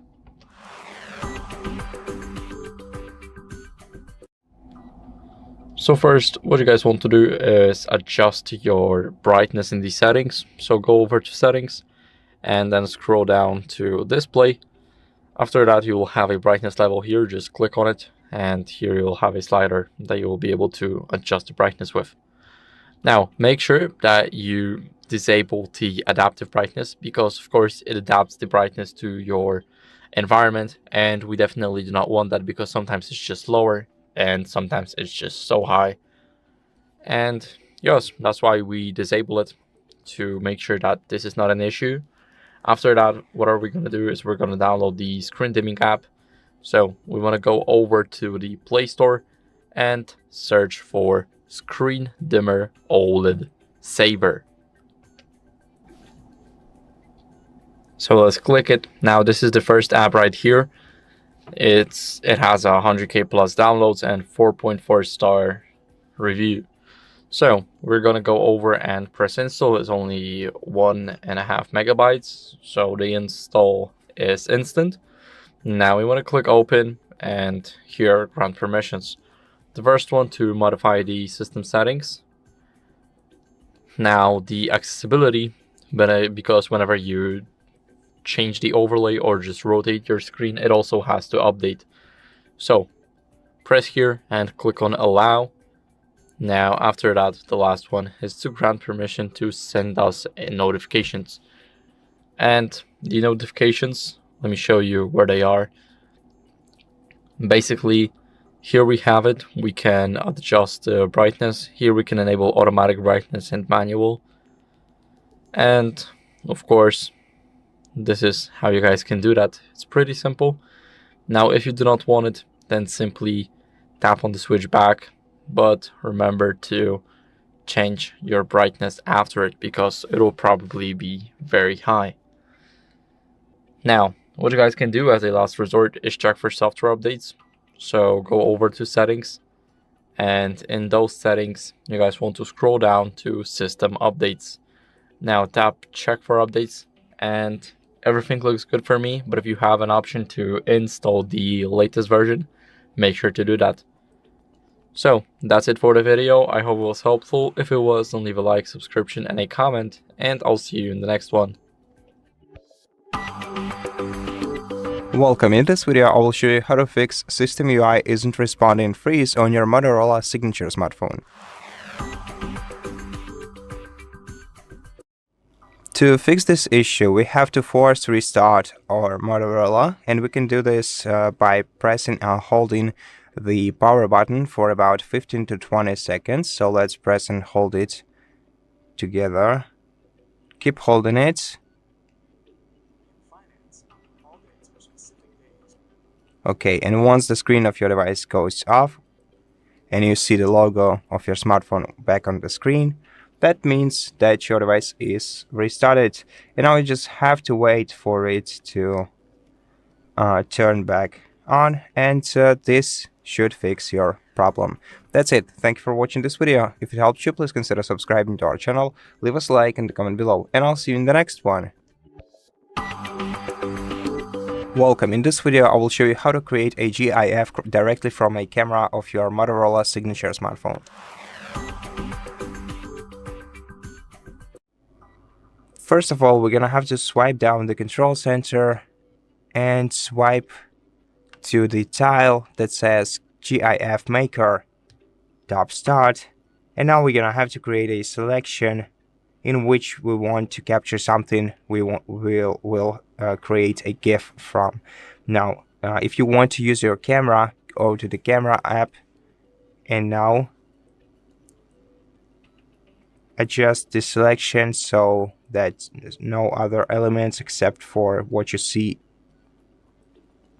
through your camera is shown on the screen.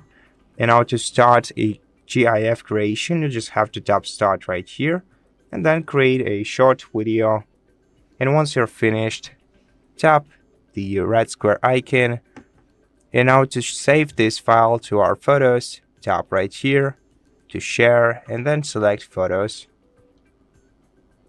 And then either just once or always tap upload. Then wait for a moment, and now if we go to the Photos app, we'll be able to find our GIF in here. And that's how you do it. So thank you so much for watching this video. If you liked it, please consider subscribing to our channel, leave us a like and a comment below, and I'll see you in the next one. Welcome. In this video, I will show you how to fix low volume issue in Bluetooth headphones on Motorola Signature smartphone.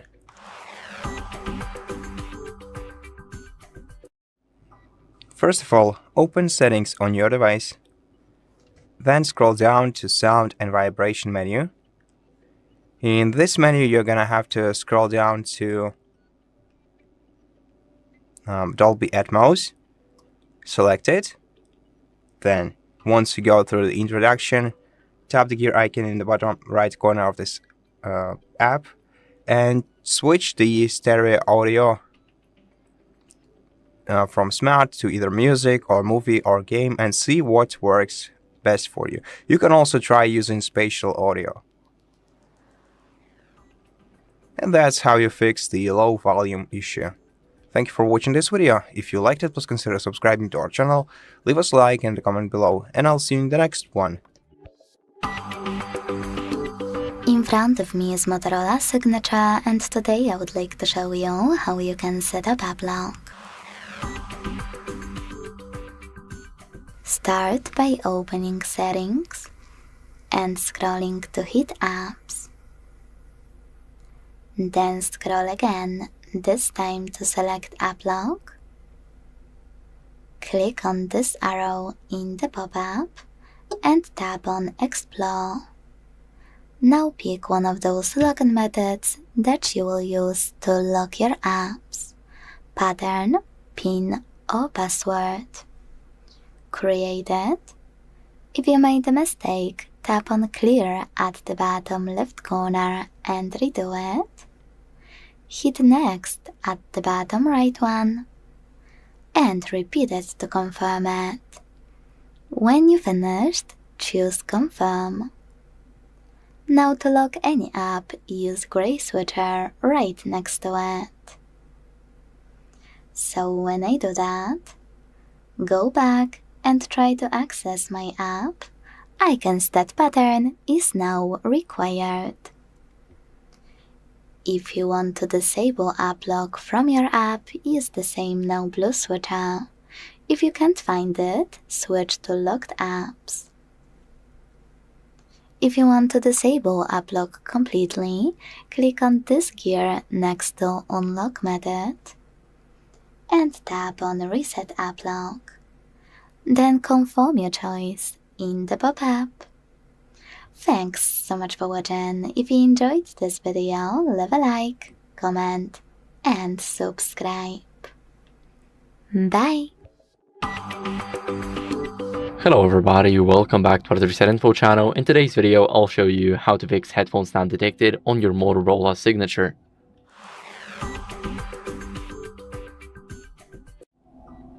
So first, what you guys want to do is, if you are using USB-C headphones, then make sure that you clean the charging port. So this is very important because dust can block the connection, and as you guys know, of course, we got it at the bottom. So it's right here. I would recommend cleaning it with a soft brush because it does the job the best. Definitely the best option out there.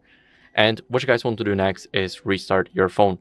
So just press the power button and the volume up button at the same time. Now tap restart and the phone is restarting. So I'll see you guys in a second once the restart is done. Now, after the restart, what you guys want to do is test another pair of headphones. So if the first one is still not working, then try another one and see if that's an overall issue or it's just dependent on the pair. So if the second one is working, but the first one isn't, then you have a pretty clear answer of what happened. What you guys want to do next is go over and update your phone software. So this also goes for the Bluetooth headphones. So now we're moving on. We're going to start off with checking the software updates first. So scroll down until you see system updates and here click check for updates. As you guys can see, it's finishing an update, so when the update is complete, they will basically notify me. So I am already on the latest version, but if you're not and you have a button to update, then make sure to do that, because it's very important to keep up with the latest version. Because as you guys know, older versions tend to have a lot of glitches and newer versions just fix them. So make sure you're on the latest one. Now, what you guys want to do next is go over and turn the Bluetooth off and on. Go to connected devices right up top, select connection preferences, and then click on Bluetooth, the first option. Make sure that Bluetooth is turned off and turned on. So I'll do that again. Now my Bluetooth is turned on, and if your headphones are just not accessible, make sure to forget them and then repair them again. So the pairing process is different because there's a lot of headphones out there on the market. So make sure to forget them and repair them. Now after that, make sure that you charge them fully, because once I've had a situation where my headphones were at like 60 or 70% and they wouldn't connect, but once I charged them up to 100, then they connected without any issues. So make sure to charge them up. Now, make sure to avoid device interference. It's very important, because if you do not, then some other device can connect to your headphones faster, and that's what you do not want. And that's basically it. I hope this video was helpful. If it was, then leave a like, subscription, and a comment, and I'll see you in the next one. Bye. Welcome. In this video I will show you how to customize the Hello UI lock screen styles on Motorola Signature smartphone. The most convenient way to do this is by going to settings and opening personalize menu in here. Here it is. Go right here and then select your lock screen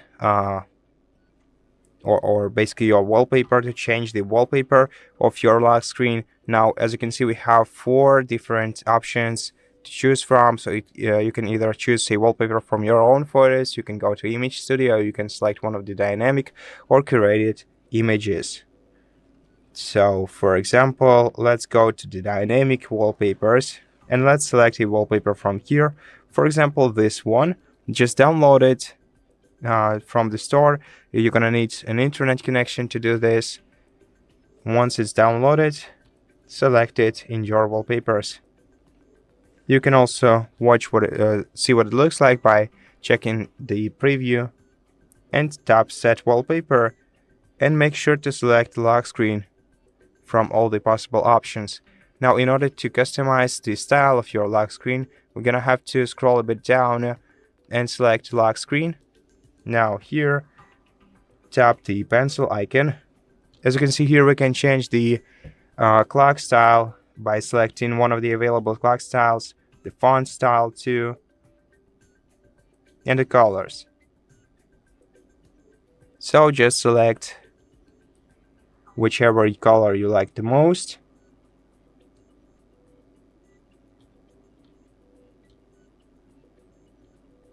And then we can also adjust the widgets beneath the clock style. To do this, tap on one of the available circles and now select a widget that you want to add. Now, if you want to remove a widget, you have to tap on it on this panel and add a different one. Then once you're done, just tap anywhere on the screen. Now, we can also adjust shortcuts that are located on both corners of the smartphone. First of all, select the corner and then select either one of the available widgets or any of the applications you have on your smartphone to quickly open them. For example, let's do it like this. Then tap back. And in notification style, we have 3 different notification styles to choose from. Just select the notification style that you like and go back. Then tap OK. If you want to add a city, tap add city. Otherwise, just tap later. Now, besides, we can also change the fingerprint animation by selecting one of the 3 available ones. And once again, to apply this fingerprint animation, just go back. So let's see what our lock screen looks like right now. And that's it. Thank you for watching this video. If you liked it, please consider subscribing to our channel, leave us a like in the comment below, and I'll see you in the next one. In front of me is Motorola Signature, and today I would like to show you how you can apply animated live wallpaper called Magic Fluid. Start by opening Play Store and downloading free app called Magic Fluid's Night Fluid Theme from Mad Scientist. When it's ready, launch it, and to mute the music, tap at the bottom left corner. Then choose Consent. Click on this gear at the top left corner and operate all of those options however you want to. Check out Preview at the top and enjoy adjusting your wallpaper perfectly for you. You can always go back to this app and redo it. Click on this icon of an X at the top right corner. Check it out one last time and apply it by tapping at the bottom right corner. Then hit Set as Live Wallpaper. Choose Yes. Tap on Set Wallpaper and decide where by tapping on one of those options. Home screen, lock screen, or both. When you're finished, just close your app and enjoy your new wallpaper. Thanks so much for watching. If you enjoyed this video, leave a like, comment, and subscribe. Bye! Hello everybody, welcome back to HardReset.Info channel. In today's video, I'll show you how to fix microphone not working on your Motorola Signature.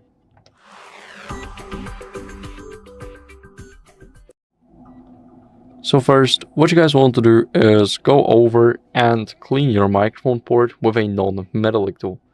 So we have it at the bottom. Now we definitely want to make sure that it's clean, because every dust that's inside of it, any debris or basically anything that could have gotten in there, it can stop your microphone from working. So it can block it completely, and that's why someone just can't hear you. Now, you can try and clean it with a non-metallic tool. Basically, I recommend a soft brush for it. It's the best choice. Now, what you guys want to do next is test your voice. So, the way I like to do it is simply by going into the apps and go to the recorder. So here, as you guys can see, let's start recording and make sure that we allow the recorder to use our microphone. Now let's go over and start the recording. As you guys can see, it is definitely working, and yeah, I can just stop talking and those waves just won't move. So yes, this is how we can check if our microphone is working. Now I'll delete it, and what we want to do next is restart our phone to refresh the entire system. So hold the power button and the volume up button at the same time until you see this menu pop up.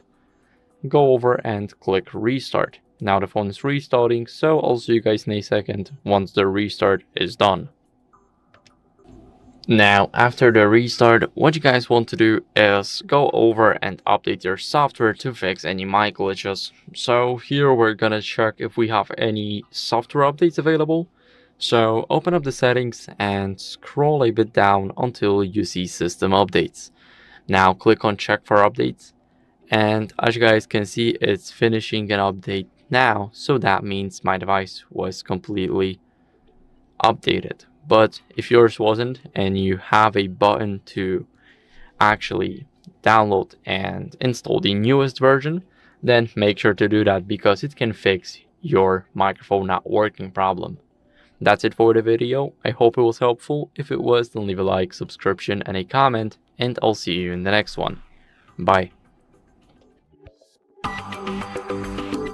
Hello everybody, welcome back to HardReset.Info channel. In today's video, I'll show you first things to do after setup on your Motorola Signature.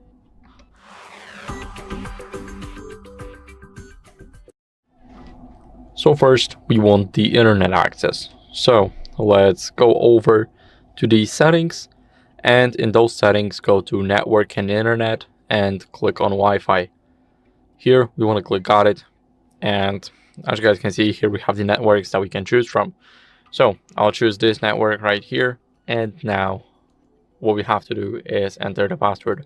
So I'll see you guys in a second once I enter mine. Now let's click connect, and now we are connected to the network.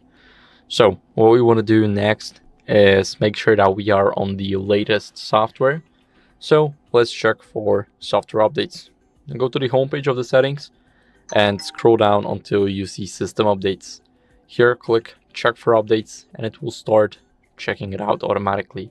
So everything looks good for me. As you guys can see, I am using the latest software, but if you're not, then make sure to update it. You will have a button to update it. Now what you guys want to do next is simply go over and add a Google account.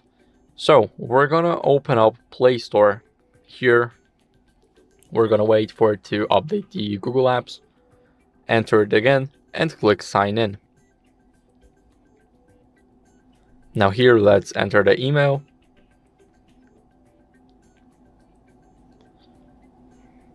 Okay, so I need to go back.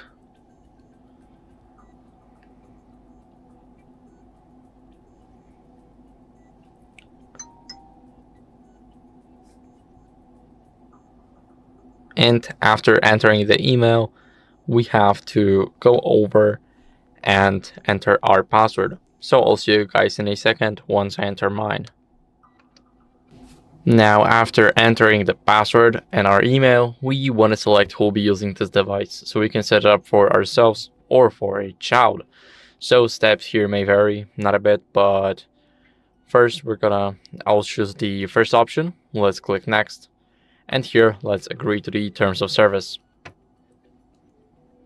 Now we have to wait.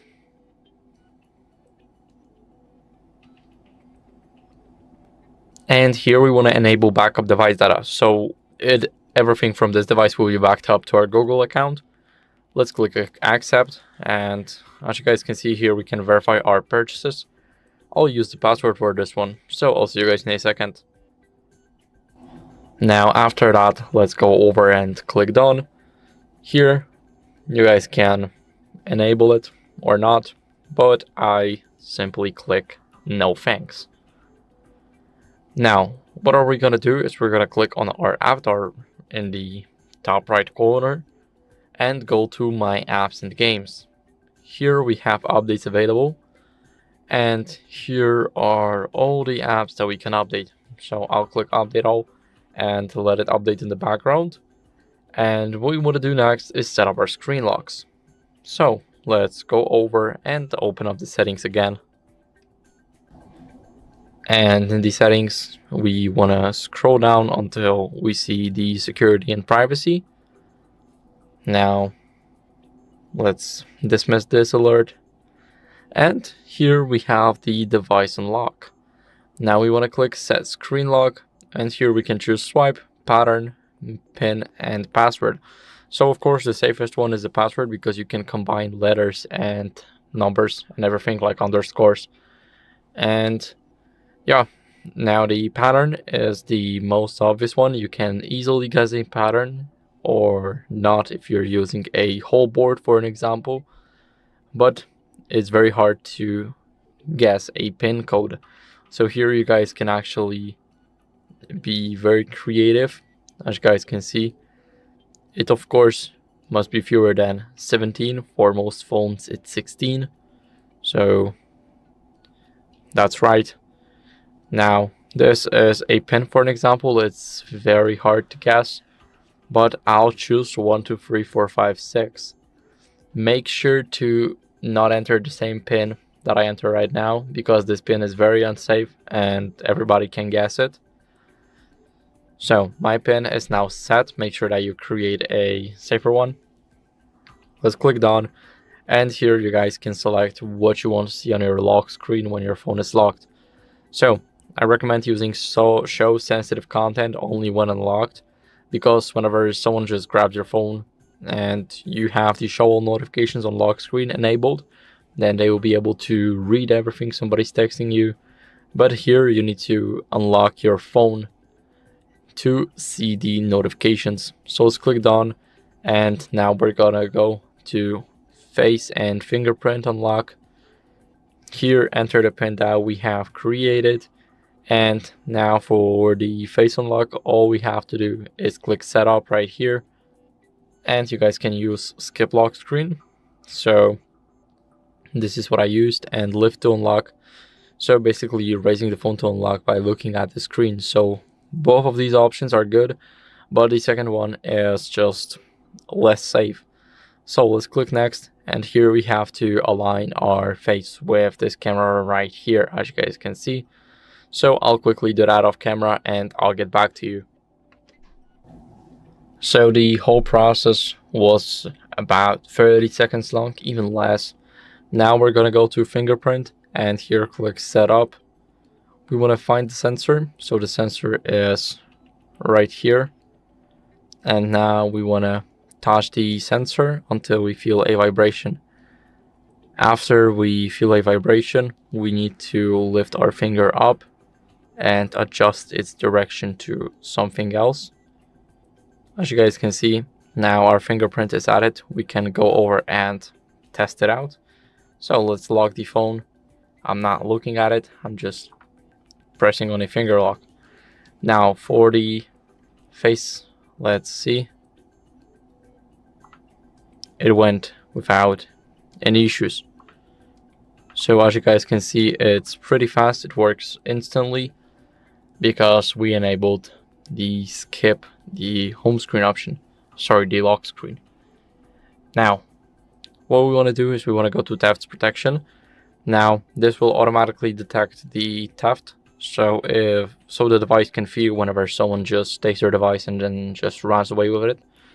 And if it's just you that's starting to run, you're just moving your phone awkwardly, then all you have to do to protect your phone, to get rid of that lock, is enter the password. So as you guys can see, someone abruptly takes your device and speeds away, and then your screen locks.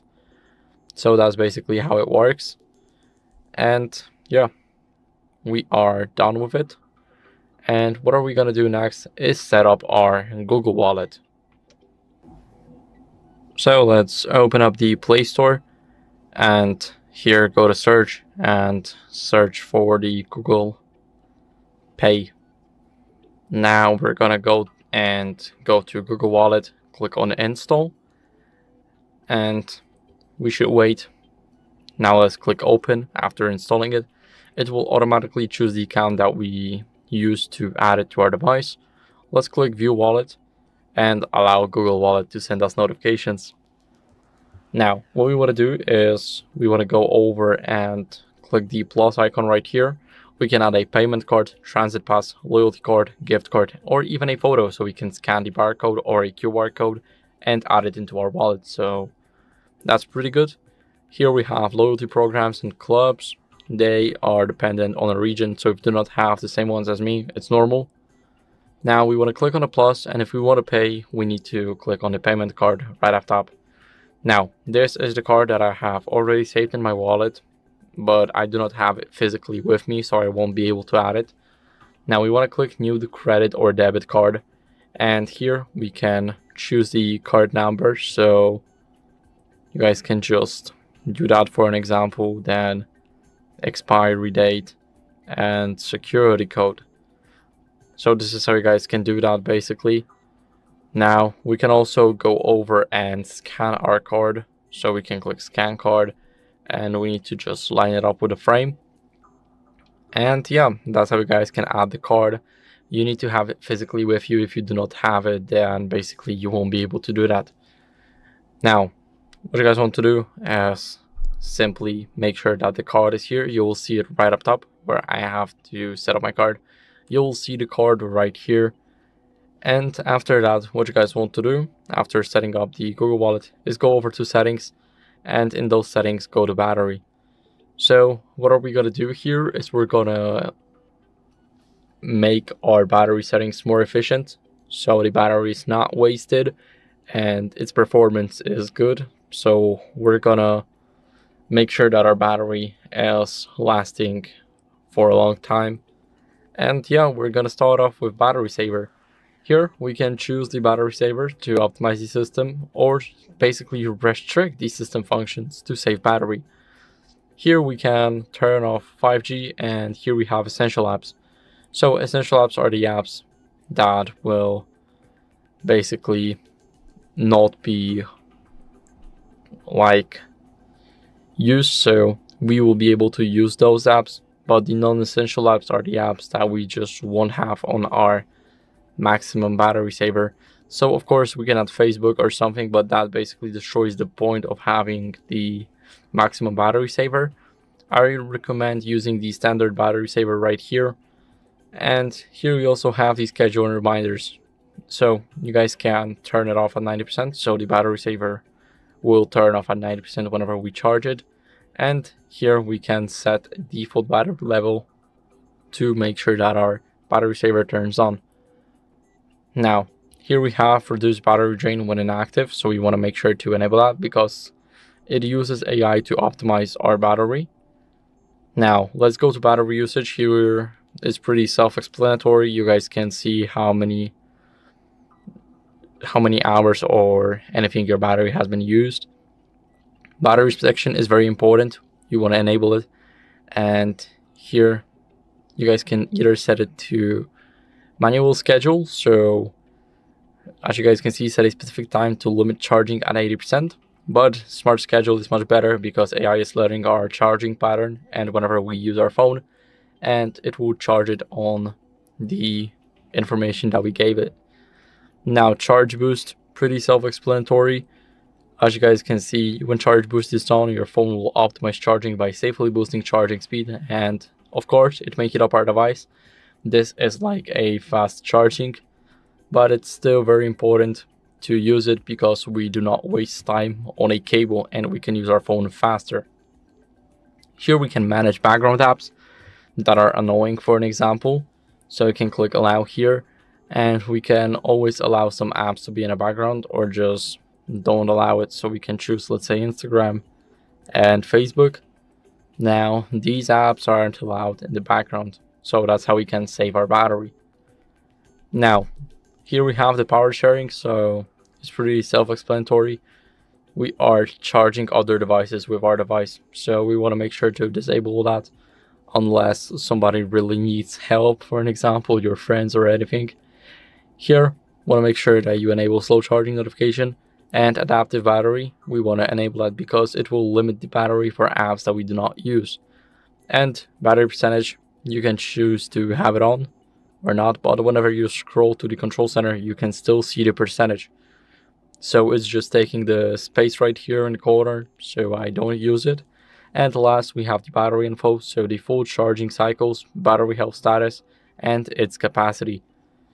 So that's basically about it about the battery, and that's it about the phone. So I hope this video was helpful. If it was, don't leave a like, subscription, and a comment, and I'll see you in the next one. Bye. Welcome. In front of me is a Motorola Signature, and today I'll show you how you can enable and also set up your portable hotspot.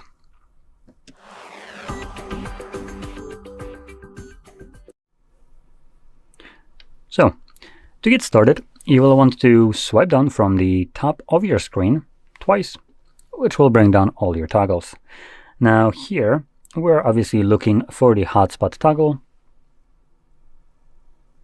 So let's see how long it takes me. Oh, there we go. And it's right over here. So hopefully you can find it on one of the pages, as there's multiple. And if you can find it on any of the pages, you might need to add it. And you can do so by clicking right here on this pencil, swipe down, and anything below this text right here are toggles that you can add.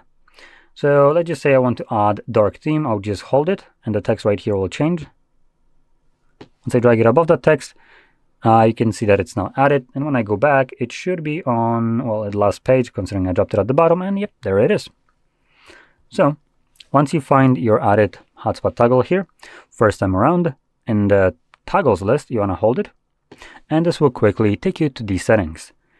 In here, we're going to start off by selecting hotspot password, which is a randomly generated password that you have no way of knowing what it is set to if you, well, never navigated here. Now, when you click on it, I do actually recommend just getting rid of it and setting up your own new password that needs to have at least 8 characters in length. It can be letters, numbers. I chose something very simple, 1 through 8 as numbers, fitting for my memory. Let's click on OK to save that. And below that, we have another nice option, which is compatibility and speed. It's set to 5 gigahertz for some reason. Now, I don't think this is the default option, truth be told. So by default, I think it's going to be the 2.4. If it's not, then you might be interested in changing it to 2.4. Now, to explain this a little bit more, specifically also if this is set to 5 gigahertz for some idiotic reason, these two options vary a little bit.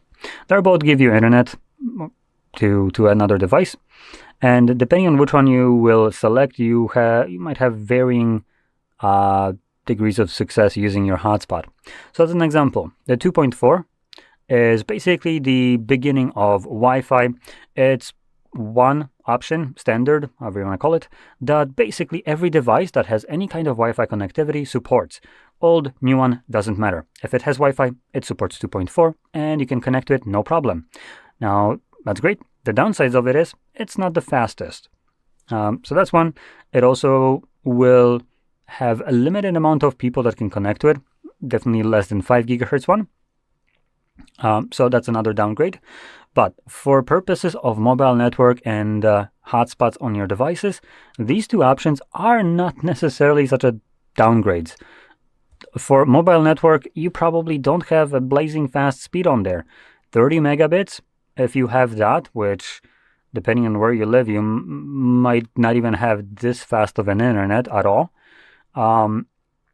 It's already pretty fast for mobile networks standards, and it's well in the capability of the actual 2.4 gigahertz Wi-Fi. So you don't need 5. The 2.4 covers whatever crappy mobile network your service provider gives you usually. As long as you don't have like 100, 200 megabits, you probably don't need anything above that. Additional one, which is the how many people can connect to it. Again, you're not running a goddamn server off of your phone, and there shouldn't be hundreds of people connected to your device, usually. So if they are, you might actually want to invest in a router instead of a phone. But obviously, hotspot usually, for the most part, is being used as a kind of occasional thing that you want to, I don't know, access internet on your laptop when you're outside of home and you don't have Wi-Fi. You create a hotspot and you're good to go. So that would usually result in like 1-2 devices being connected on average. So again, no need for 5. You're not even getting near the capability of 2.4. So that will be the better option. Now, the only time I would say that this could be a 5 gigahertz could be a better option is if you live in a densely populated area. Maybe it's something like New York City. And 2.4 gigahertz network, when trying to use it as a hotspot there, because of how many signals there might be, it could have some problems. Could be dropping out. You could be getting disconnected. I have never experienced anything like that, but I also don't live in New York City. But I know that from the technical standpoint, there is most likely a hell of a lot of signals, specifically 2.4, in densely populated areas like New York City. Basically every cafe, every store, and every household will probably have one. And that is a lot of kind of traffic on this frequency, which because of that traffic, your device might struggle keeping the connection to your device. And changing it to the 5 gigahertz will basically be comparable to something like if you imagine a road, going from a 1-lane road that has a traffic, being the 2.4 to 5 gigahertz which would be a 3-lane highway. So at that point, same amount of people, but much easier kind of traffic going. So your signal will have better time just staying connected and just working flawlessly.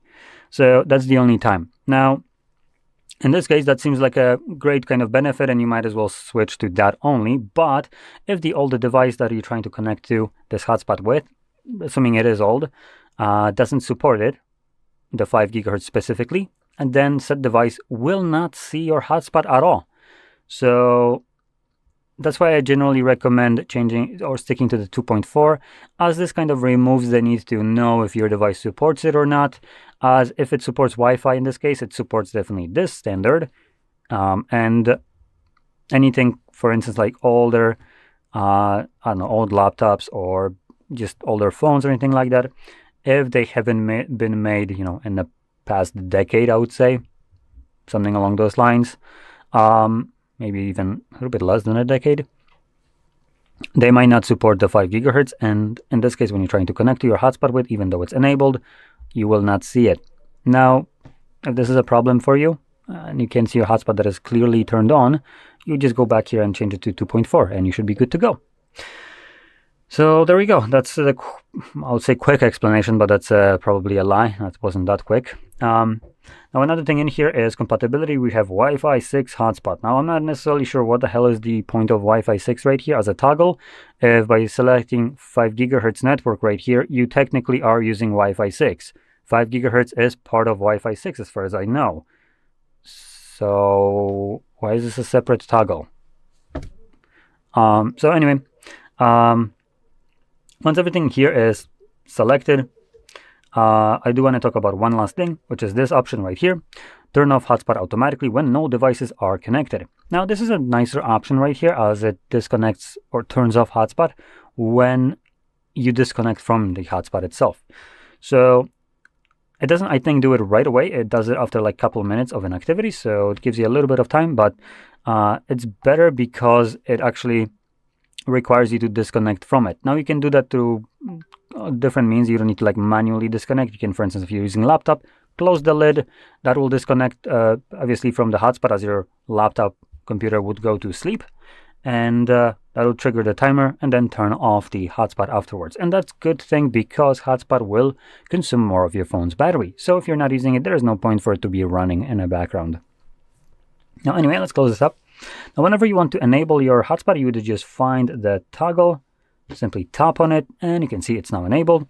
And it also gives us this little icon right here in our status bar to indicate that it's right now running, and you can connect to it. Once you're done with it, you also don't need to wait for the hotspot to turn itself off. You can do this on your own by finding this toggle once more and tapping on it for the second time. So there we go. Now, if you found this video helpful, don't forget to hit like, subscribe, and thanks for watching. Hello everybody, welcome back to HardReset.Info channel. In today's video, I'll show you how to fix touchscreen not responding on your Motorola Signature.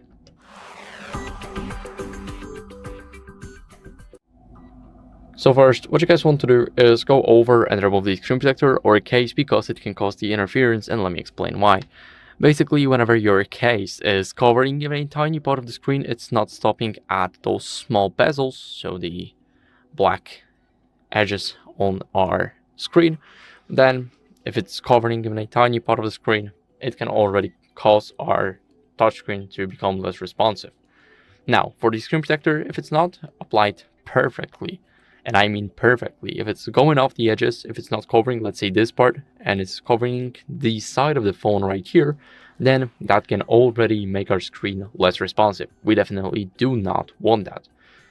Now, what you guys want to do next is clean your screen with a microfiber cloth, because maybe that's just the issue of your screen not being perfectly clean.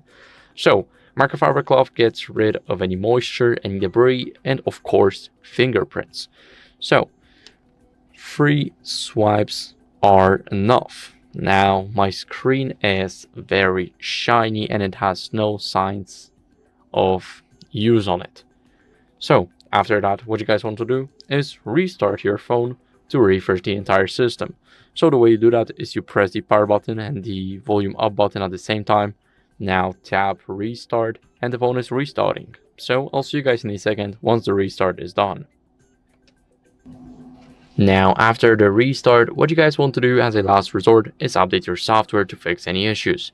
So, what you guys want to do is go over to the settings, and in those settings, scroll down until you see System Updates. Here, we see it. Now let's click Check for Updates.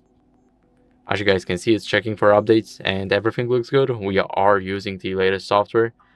But if you do not, then make sure that you update it. It's very important to use the latest version because older versions tend to have a lot of glitches and the newer ones probably fix them. So if you update your software, you can get rid of your touchscreen being less responsive. So that's it for the video. I hope it was helpful. If it was, then leave a like, subscription, and a comment, and I'll see you in the next one. Bye. Hello, in this video I'm going to show 20 tips and tricks on Motorola Signature. Alright, so let's begin with setting up the highest refresh rate possible. When it comes to our Motorola, during day-to-day use, the maximum refresh rate is 120. To set it up, open up the settings, scroll down a little bit to the downside until you find the display, and then here, scroll down until you find display refresh rate. You can keep it on smart and balanced. You can use hyper smooth or efficiency first. On efficiency first, we only have 60 Hz, so that's not the thing that we're looking for. We have the smart and balanced, but also that's not the maximum refresh rate yet, because when you're playing games on your Motorola, you can read about it down below, that when we are playing a game, the game time overrides this setting, allowing for a 165 Hz display refresh rate. So, wow, when it comes to gaming, it is a really cool feature, worth enabling. So, in my personal opinion, always you should use the highest refresh rate possible, but be aware that this consumes a little bit more of your battery. But I like to keep everything smooth. Now, the next thing is the Moto AI. In here we have some features. We have the AI key, for example, which is right in here. When it comes to the Motorola AI, it's not like, you know, Siri on iPhones or the whole Galaxy AI on Samsungs. Personally, for me, the AI provided by the Motorola is not like game-changing or anything. For me, it's simply worse than the Siri or the Samsung's AI. But in here we have some things that we can adjust. On the left side we have our AI key. We have the double press and hold. For example, when it comes to the double press, we can use the catch me up function or pay attention. So now when I'll double press the key, the Moto AI launches with the catch me up function. So thanks to that, we can quickly receive summaries of notifications from our personal communication apps. We can send and manage the apps we want to receive summaries from in settings. And to use it, you need to have an Moto account. That's pretty bad, to be honest, because I'm not a huge fan of registering to get some features that should be from the very beginning without logging in and signing in, basically. And when we hold the button, the Moto AI function will appear. I should take a look. And here we have a quick tutorial what we can do, etc, etc. So, but again, just like I'm saying, you need to sign in into your Moto account to use it. When it comes to AI on Motorola, during my usage of this device, I wasn't using it pretty often. When I was testing the Samsung, for example, the AI was one of my favorite things, and it worked simply well. When it comes to the Moto, just like I was saying before, I'm not a huge fan of it, but some people might be interested how it works. So you just need to sign in into a Motorola account, or you'll have to create one to use it. Okay, let's keep scrolling down. Actually, now we have to open up the camera because our Motorola allows us to record really good quality videos, because we can record a video up to 8K. Unfortunately, we don't have 60 FPS. but still 8K is a really high resolution with 30 FPS and also with the Dolby Vision, so the videos that you make will be with a really stunning quality, and possibility to record in such high resolution is really cool feature. When it comes to the 4K, in here we can record in 60 FPS. But on the 8K, when I'll click 60, you can see that the resolution changes into 4K. So 8K and 30 FPS is the max, but still pretty impressive. Okay, next thing, we have the sidebar, which is also a pretty cool thing. To open it up, scroll down, find the gestures and select the sidebar. You need to make sure that it's enabled. In here you can always click on Learn to find out all of the gestures, how they work. Now, in here on the edge we can see this small bar, and we need to slide to the left side to open it up. In here we have some apps. You can of course edit them. To do it, open up the settings, and if you want to add more apps, simply select them from that list. You also have the tools and the contacts that you can add. You just need to click on Allow, and if you want to delete something, simply hit those icons and something will be deleted. Let's maybe add the recorder manually. I'll just take a look. Everything opens. If you want to open up the list, the whole list of apps, simply click those dots right in here and everything launches, all apps possible. Okay, when it comes to the sidebar itself, when you tap on the app on the sidebar, it will open in the floating window. That was actually the second feature that I wanted to show you. So now we have the floating window. Of course, we can adjust its size. We can place it anywhere that we want on the screen. Simply grab it right in here and place it anywhere that you want. It is really cool for multitasking. It allows us to do multiple things at the same time. You can see that when I'm scrolling left or right, my floating window doesn't turn off, so it fully works. To close it up, tap on the button and click on close. We can also enter the split screen mode. We can do it via recent apps, or we can also do it using the through the sidebar. So I'll show you how to do it. Grab the app, place it. Now, when I'll release the finger, the app will open in the full screen. When I'll go to the upset below, it will open in a split screen. You can do it on the top side of the screen or on the bottom side of the screen. So now when I'll release, our calculator has launched, and now we need to select the second app that we want to use in the split screen mode. So for example, let me pick, I don't know, maybe Facebook. Click on continue. In my case, I'm not signed in, so that is why it looks like that. But everything fully works. As you can see, I can even tap on the update on the Facebook and it will also work. And it's also really cool for multitasking because we don't need to, switch between the apps all the time. We can open them up on one screen, calculator on the top, and for example, notes on the bottom. And thanks to that, we can do multiple things. Really useful. You can also adjust the size of the apps. You just need to grab this bar and go up or down. But remember that if you go too much, one of the apps will be closed. So you need to have that in mind. And now let me show you how to enter the split screen through the recent apps.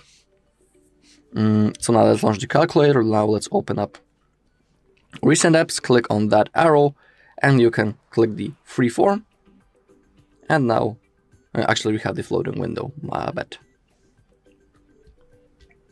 So that's how we can do it. We have another cool gesture that will allow us to open up the split screen mode. To do it, open up the settings, go into gestures, and it's called swipe to split. We can enable that. We can click on try it out to simply get to know how to use it. So we just need to slide right and left, and now the split screen mode will launch. Let me show that on a real example. So I'll open up the calculator once again, but first I need to find it. Okay, left and right.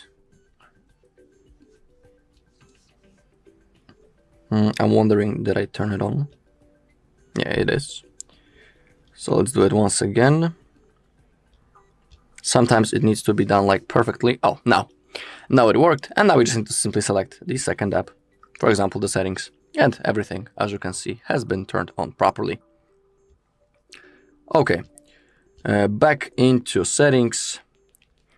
That was the swipe to split. Back into the gestures, because in here we have the most things. Now, 3-finger screenshot, that is also one of my favorite things. You know, the usual way of taking a screenshot is by clicking the power button and volume up button, or volume down. But in my personal opinion, 3-finger screenshot is really comfortable to use. All we need to do to take a screenshot is to place 3 fingers on our screen, and as you take a look, the screenshot gets taken. Also pretty useful feature.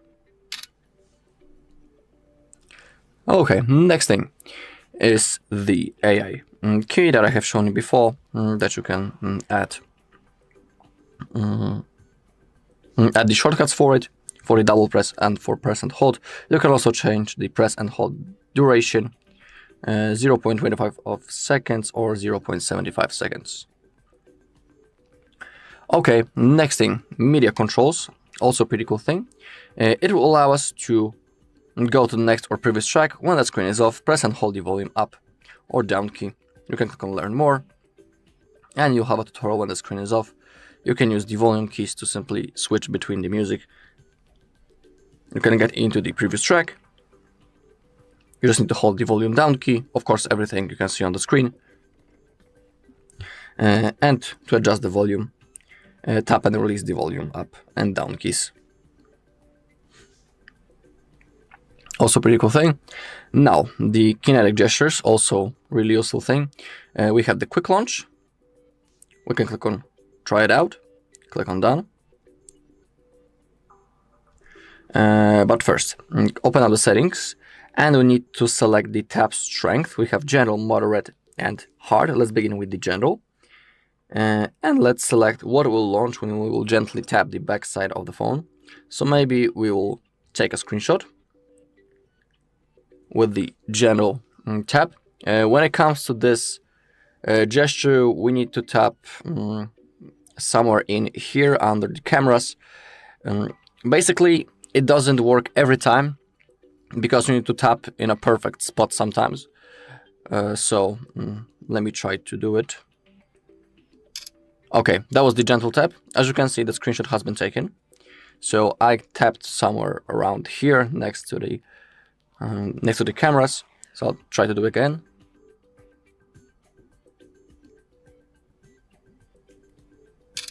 Okay, I have actually tapped somewhere in here. I cannot find the perfect spot. Sometimes it's just random. You just need to try multiple times, sometimes. And now let's go with the moderate tap maybe. And it should enable maybe the screen recorder. So I'll do it once again. I mean, I'll try. Okay, now it worked. To start recording, simply click on record, and now everything is being recorded on our screen. To stop it, click this red button. Let me try once again. Okay, I'm tapping right in here. It worked. Let me just to make sure that is the right spot. Yeah, so this area right in here next to the cameras, and it should work. Of course, we also have that hard tap, but I'm not going to show it because I think that you'll know how it works. Okay, the quick capture also cool thing. Thanks to that, when we'll twist our wrist, the camera app will be launched. You can click on try it out. Let's do it. And as you take a look, the camera app launched, everything fully works. Also pretty cool gesture. Sometimes it can save some time, maybe not much, because opening up the camera app, it doesn't take like 10 minutes, more like 5 seconds, but it also works pretty cool. So when you also rest already, when the camera is open, you'll switch the camera, so you'll be able to take a selfie. Okay, next thing is the fast flashlight. That's the most known gesture thing when it comes to Motorola phones. It is really known, but also really comfy feature, and actually I think that's one of my favorites. To launch the flashlight, all you need to do is to perform a chopping move. So do it like that, like you would like to cut the wood using your axe, and the flashlight has launched. To turn it off, repeat the gesture, and flashlight turns off. It is really useful, for example, when it's rainy outside, or I don't know, if you're in a forest, it's really dark. All you need to do to quickly turn on the flashlight, you take the phone out of your pocket, you chop the wood, and the camera, the flashlight turns on. That's one of my favorite features, just like I was saying.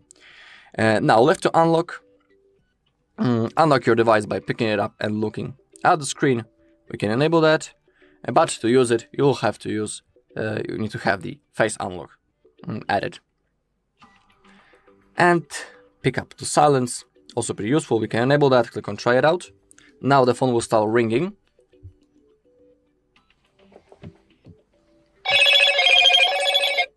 Okay, quickly lift it up to end the call. As you can see, it fully worked. Let's do it once again, but I will change the volume level a little bit because it was so loud. Okay, let's click on again. Try it out.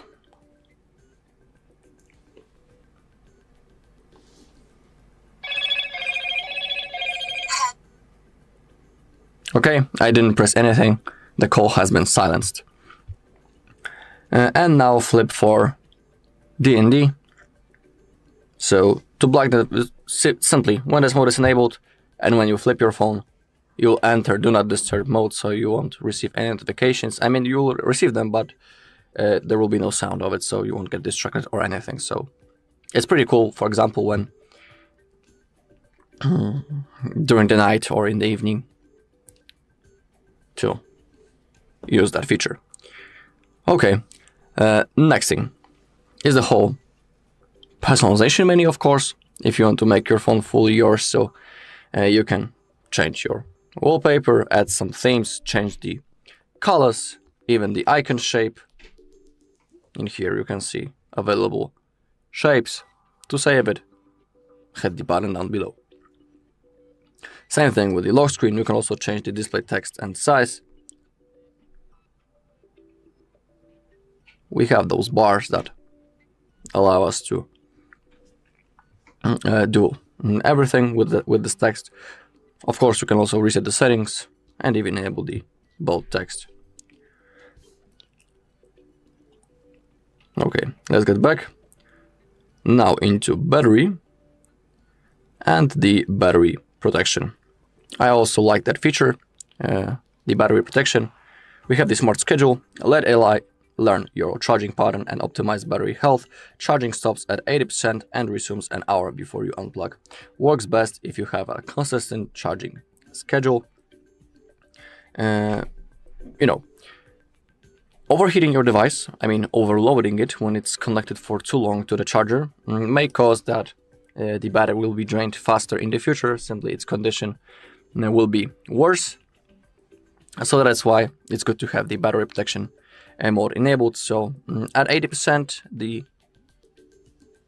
charging process will be simply stopped, and then after an hour, it will load fully to 100%. So our phone won't be overloaded, because that's a common mistake that people make. They leave their phone for too long charged into plugged into the charger, and the phone gets to 100% like 3 hours ago and it's still connected and it's simply getting hot. The battery is overheated, and that is why its condition is getting worse and worse.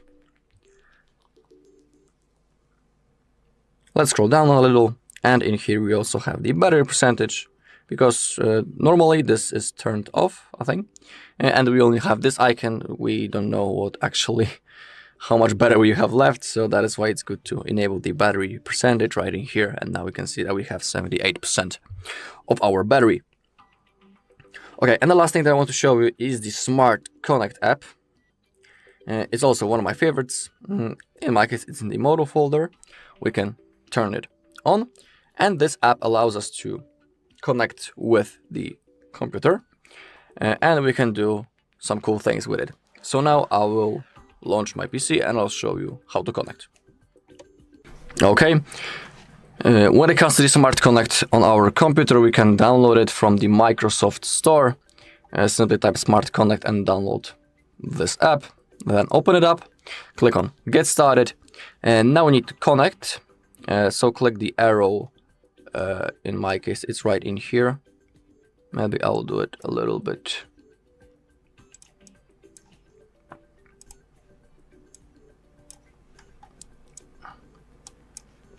Okay.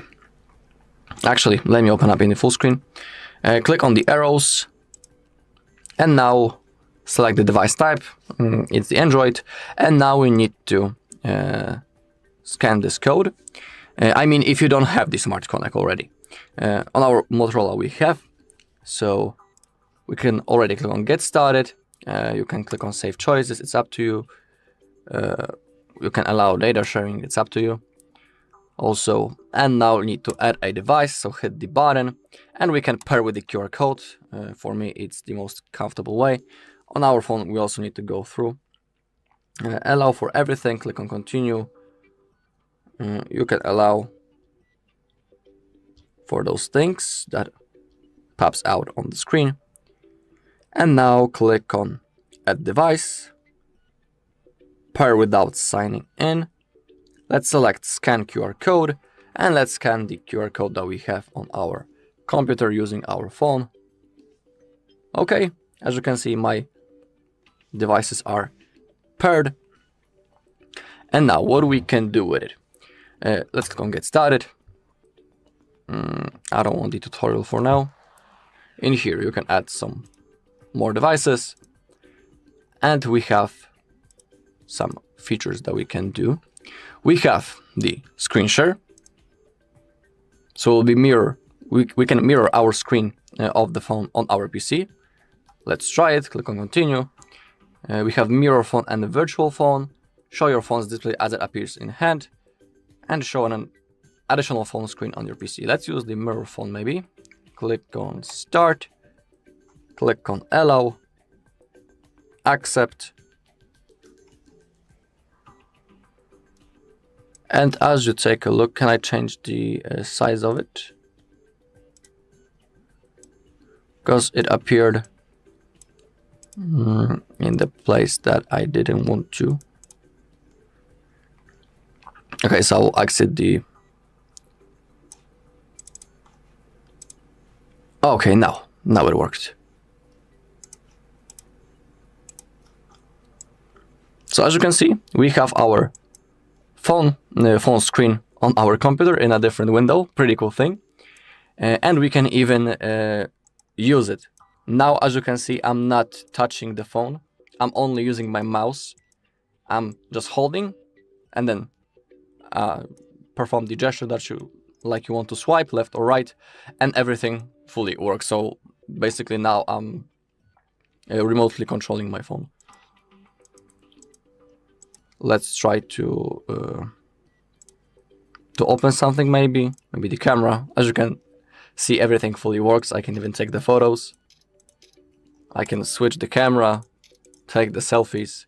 I can record a video, so everything. Oh, actually, the video isn't available. It's set it like that. Okay, we can now stop the screen share. As you can see, it's pretty fun to use. I will tell you that I was playing Subway Surfers when I was testing it, and everything fully works. It's a actually strange a strange thing, strange experience to play Subway Surfers using your mouse, but pretty cool thing. We have also the mobile desktop. Transform your device into a desktop. We can click on next. We need to select the window orientation. Click on start. Click on accept. Okay, click on next, next, and the next, next, and done. And now we have our phone as a virtual desktop. Of course, in here we can launch the Chrome, for example. We can add the new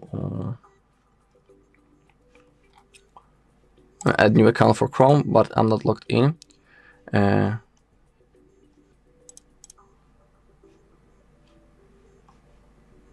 First, it needs to turn on.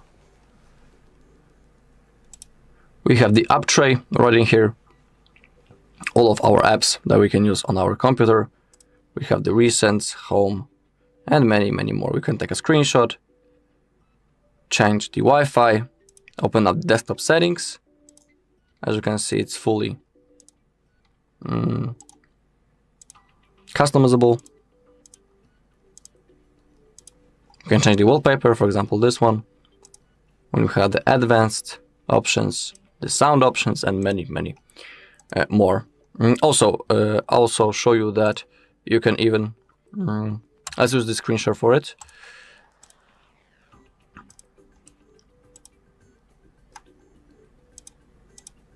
What's going on?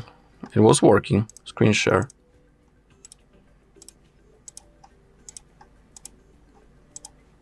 Oh.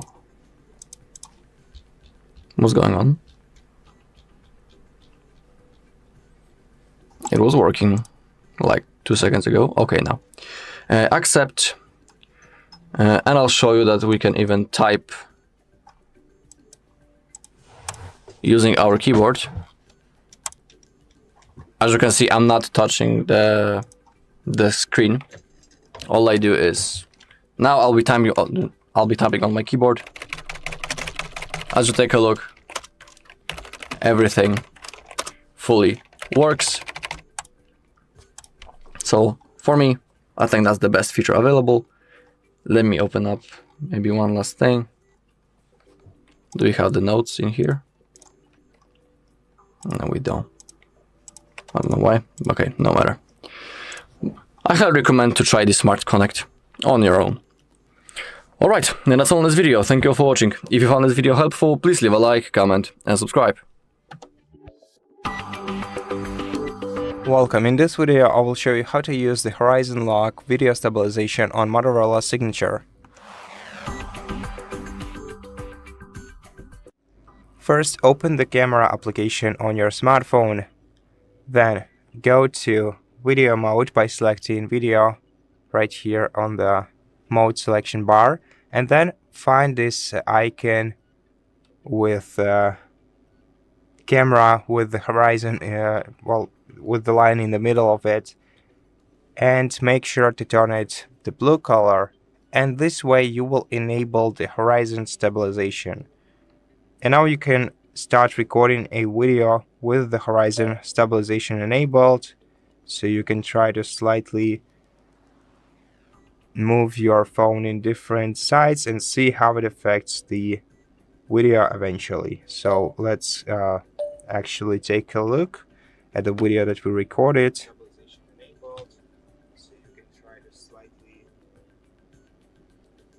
And that's pretty much what it looks like. So thank you so much for watching this video. If you liked it, please consider subscribing to our channel, leave us a like and a comment below, and I'll see you in the next one.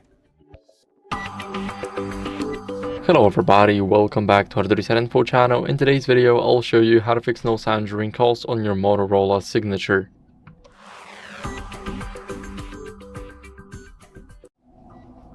So first, what you guys want to do is check the volume during a call using the side buttons.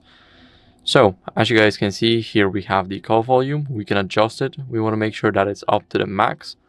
Now, what else can we do? We can go over into the settings, and here in the settings, we want to go to sound and vibration. Now here we also have the call volume, and as you guys can see, it's up to the max. So now we do not need to worry about it. What we want to do next is we want to disable the Bluetooth. So we want to go to connected devices, now go to connection preferences and select Bluetooth. Here we want to disable the Bluetooth to rule out any connected devices, as I've said, because whenever there's a device connected, then the audio may be routed there instead of our phone, and we definitely do not want that. Now, what else can we do is we can test another call or an app. So if we use the phone app right here, then maybe it's time to use something else like WhatsApp or Instagram or anything that supports the call system. Now, what you guys can do is restart the phone next. So just tap the power button and the volume up button at the same time, tap restart, and now the device is restarting. So I'll see you guys in a second once it's done. Now, after the restart, what you guys want to do is make sure that you check for software updates. So open up these settings, and then what you guys need to do is scroll a bit down until you see system updates. Here you want to click check for updates, and you need stable Wi-Fi connection for this, so make sure that you do have it. Now, as you guys can see, it's finishing the update now. So I am on the latest version, so it was updating, but now it's done. But if you do have a button to update your Motorola, then make sure that you do that, because it's very important to keep up with the latest updates. That's it for the video. I hope it was helpful. If it was, then leave a like, subscription, and a comment, and I'll see you in the next one. Bye. Welcome. In this video, I will show you how to use Moto Unplugged for digital well-being on your Motorola Signature smartphone. First of all, you're gonna have to open the Moto folder, and in this folder, go to Moto Unplugged application. Tap Get Started. Then let's go through the introduction. Tap Start. Now we're gonna have to give the application the permissions like this, and then return to this screen, tap Continue. Now we can customize our focus mode by selecting the allowed applications that we are allowed to use during our focus. If you want to add an application here, just hit the checkbox next to it and tap Save. Here you can customize the app layout and then tap Save to apply. Then also Wallpaper, so that you can distinguish Moto Unplugged from the regular mode. Now interruptions that are allowed, for example, calls from contacts, messages, notifications, alarms, and calendars. And also requiring a password.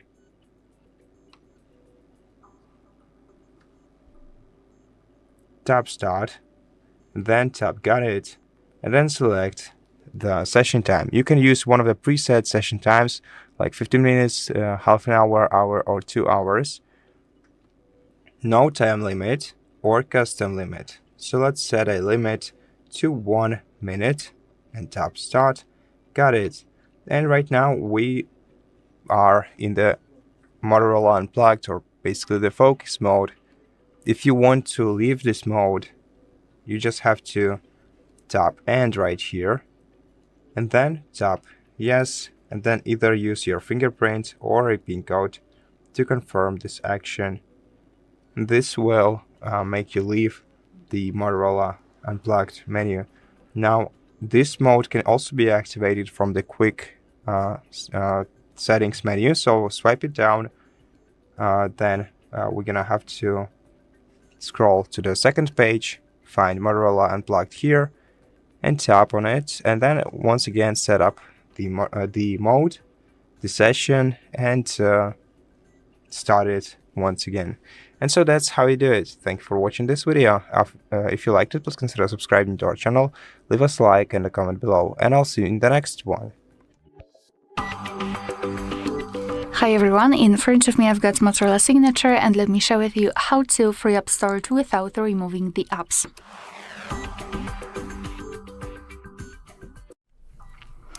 So let's start with remove cache. So we have to open the settings. Right here, let's go and find apps, and then tap on see all apps. So right here we've got the list of apps which are currently installed on this device, and what I highly recommend to do here is to simply enter all of those apps, especially those which you're frequently using, and remove cache. Cache are junk files which are saved by your device, but they are not necessary for the proper usage of the app. So basically just tap on the app, then go to storage and cache, and here we've got the cache. So just tap on clear cache and your device will immediately remove it. So as I said, go through all of those apps, and thanks to which you will release some memory. Another thing which I highly recommend to do is to check your downloads, because let's be honest, usually we are downloading quite a lot of stuff and then we completely forget about it, but obviously it is still saved and it is occupying the memory. So in that case, I highly recommend to simply scroll and open the list of all apps and try to find the files in which you will have the where are the files? They are right here. So just find the files. It doesn't matter whether you're using the one provided by Google or any kind of third-party option. For sure, you will have the section which is called Downloads, as you can see right here. So just enter this section and check for the files which are, for example, duplicated, or those which are quite large and which you don't really need. And remove them, thanks to which you will obviously release some memory. And the last tip, I will simply tell you about it. I will draw your attention to that option. I will not show you the whole operation because we've got a separate video and that will show you it. So I highly recommend to consider the backup, thanks to which you will be able to save your files like photos and videos, and of course other stuff like documents too, in the completely other space, like for example the Google Drive, like OneDrive, I believe, Dropbox, whatever platform you'd like to use, thanks to which you will be able to remove them from the internal storage of your phone and then release some memory without the need to remove apps. Alright, so that will be all. Thank you so much for watching. Please hit the subscribe button and leave the thumbs up. Hello, in this video I'm going to show you how to unlock Motorola Signature without password. Okay, but let's discuss a few things first. Please only try to unlock your phone, in no other case someone else's, because that might be considered as a crime, and that's also unethical. Second thing is that we need to perform a factory reset using the recovery mode, and we will lose all of our data. Third thing is that after the reset, when we get into the setup process, we will have to verify using one of the two methods.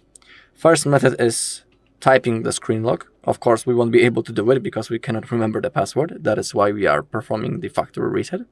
But there's a second option for verification, and it's signing in into the same Google account into which we were logged in before the reset.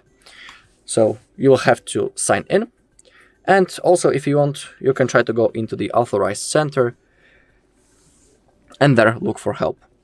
Also, it's good to bring the proof of purchase with yourself. Okay, if you want to continue, follow my steps. As you can see, the phone is protected with the password. I cannot remember it. Boom, boom, boom. And as you take a look, I have locked the phone for 30 seconds. Now, let's power off our device. Click on power key and volume up. And now click on power off. Oh, it still wants the password. So we have to perform a restart, force restart. So let's hold power key and volume down key. Keep holding both buttons.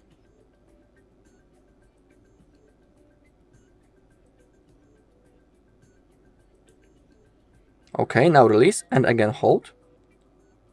until you have this many.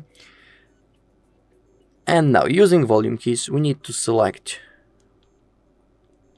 recovery mode, click the power key to confirm. Now we need to wait a little bit. Okay, we can see that Android logo and it says no command. Don't worry, now hold power key and click volume up once to open up recovery mode. Now, using volume keys, we need to select wipe data / factory reset, confirm by clicking power key, again factory data reset. We can see down below that the process has started, data wipe complete, select reboot system now, confirm, and now we just need to simply wait until our phone turns on. Then we will have to go through the setup process. Alright, and that's all in this video. Thank you all for watching. If you found this video helpful, please leave a like, comment and subscribe. Welcome. In this video I will show you how to activate Crystal Talk AI noise cancellation on your Motorola Signature smartphone.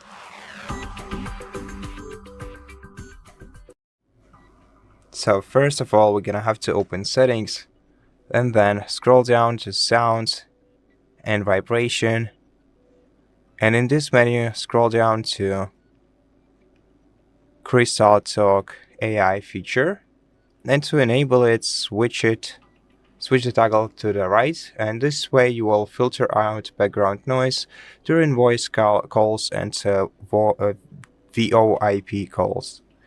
And that's how you do it. Thank you for watching this video. If you liked it, please consider subscribing to our channel, leave us a like and a comment below, and I'll see you in the next one. Hello, in this video I'm going to show you the productivity tricks on Motorola Signature. Okay, let's begin with opening up the settings. Now let's scroll down a little until we find the gestures, and we can begin with the sidebar. That's one of the most useful things that we have on our Motorola. Thanks to that, we have a quick access into our most necessary apps. In here we have the settings. You can adjust the sidebar, you can delete some apps from the sidebar and also add new ones. As you can see, the sidebar is pretty long, so we can add a really high amount of those apps or other tools, and even you can add some contacts if you're interested. But when it comes to me, for now, I'm not going to edit anything. I'll leave it just like it is right now. And now to open up the sidebar, we have it right in here, a really small icon. We need to slide to the left side to open up the bar. We have all of our apps. And now, when it comes to that, when we tap on one of those apps, it will open in the floating window. So we have a quick access to apps. And now, when we tap on them on the sidebar, they will open in the floating window. When it comes to the floating window itself, they are pretty useful because thanks to that we can do multiple things at the same time. You can take a look that the calculator is fully opened, it's fully responsive, it's working, I can count, and I can still do other things on my phone. So for example, I can surf the internet, and in the meantime, I can quickly count something. Of course, I can change the position of the floating window anywhere that I want on the screen. I can adjust its size when I grab on the edge. When I will reach the minimum size, and now when I release, the app will be minimalized and stuck into the edge. Of course, I can still place it anywhere that I want. And when I will tap on it, it will become a little bit bigger. But if I'll maximize the window, I will release it, I will release the finger, the app opens in the full screen. So that's how it works. Also, from the level of the sidebar, we can open apps in the split view. We can select the calculator, for example, hold the app, release.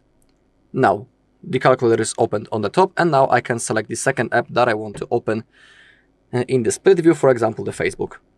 And it's also really useful. We can do two things at the same time. We can scroll our Facebook on the down part of the screen, and on the top I can again count something. When I will double tap this bar, I can switch sides, and I can even change the size of those apps. But remember that if you go too much, now when I'll release, the Facebook will be closed, maybe a little bit more,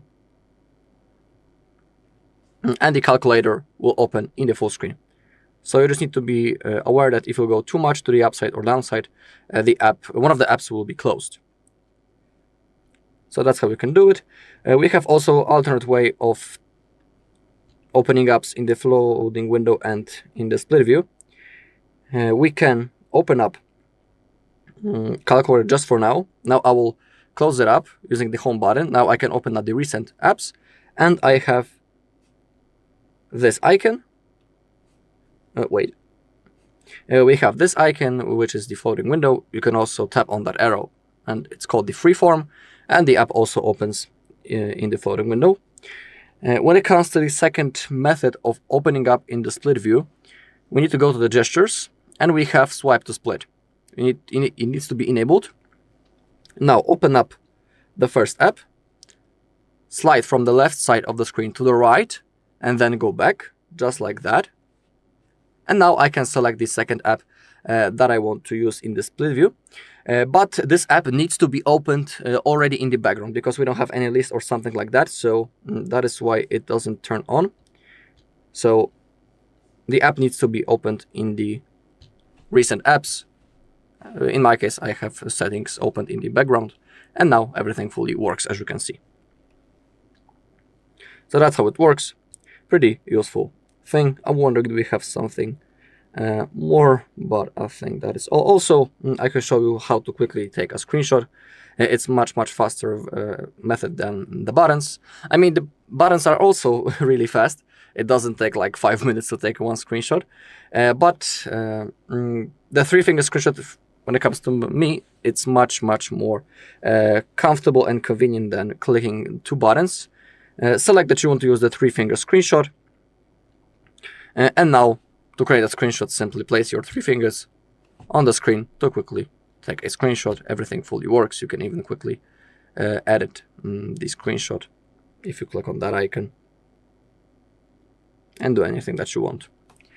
Alright, and that's all in this video. Thank you all for watching. If you found this video helpful, please leave a like, comment, and subscribe.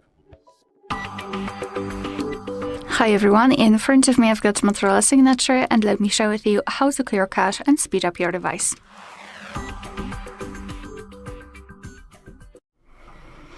So let's start with opening the settings, and here we have to scroll and find the apps. Then let's tap on see all apps, and right here we've got the list of apps which are currently installed on this device. And what I highly recommend to do is to simply go through all of those apps, especially those which you're frequently using, and to remove cache. Cache are junk files which are saved by your device, but they are not necessary for the proper usage of the app. Moreover, they are occupying the memory. So all you have to do is to tap on the app, then go to storage and cache, and here we've got this cache section, so just tap on clear cache. And as you can see, your device will immediately remove it. So as I said, go through all of them and remove cache to release memory.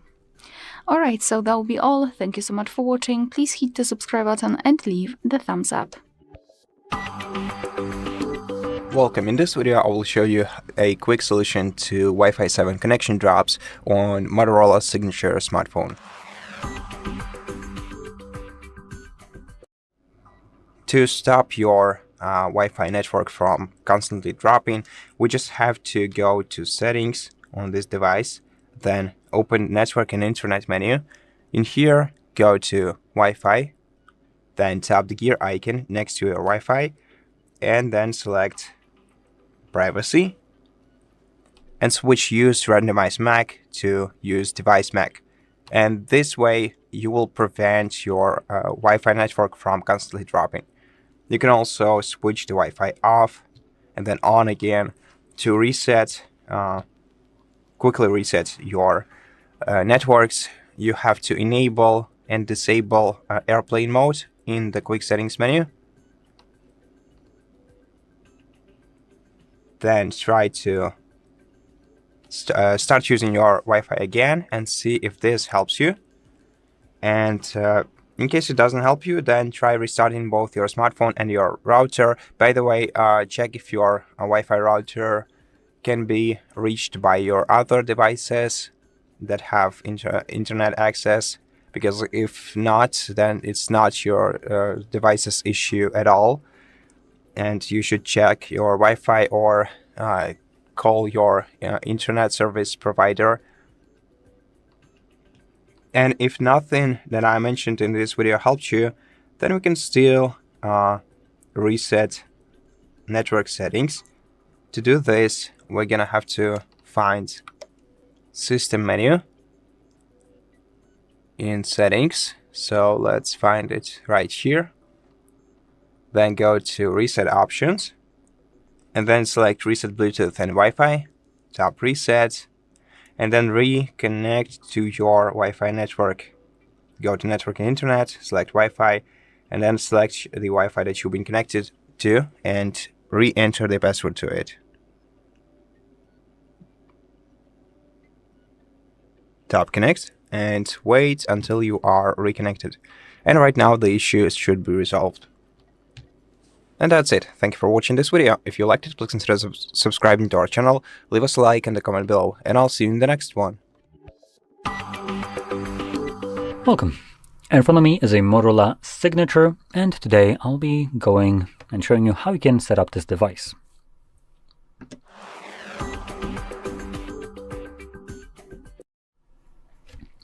So, before I actually get started with the actual setup, I do want to quickly just clarify. I'm going to go guiding you through a setup, and I'm also going to spend a little bit of time explaining some of the settings right here, which are a little bit more ambiguous in what they do and what the actual option holds, to just give you a bit more info about what this means in terms of specifically privacy-oriented purpose. So if you don't care about your privacy and all that, then you can feel free to skip over those segments, which I'm going to clarify when that's the case, and just have a quick little setup. Anyway, so first of all, we have the language selection right here and vision settings. Under language selection, just choose your desired language, and here we do have by default selected English. Sometimes, depending on where you are, you will have your language show up at the very top and be selected by default. Now, one more thing in here, when you're choosing something like English, for instance, when you click on it, it actually gives you additional regions. These aren't all, for instance, Poland isn't part of here, but you can choose whatever you want.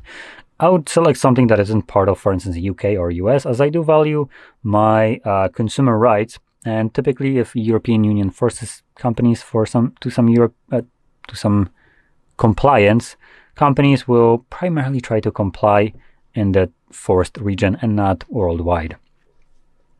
So anyway, moving on, we have set up using another device. So if I grab my phone right here, let's give it a moment. Come on.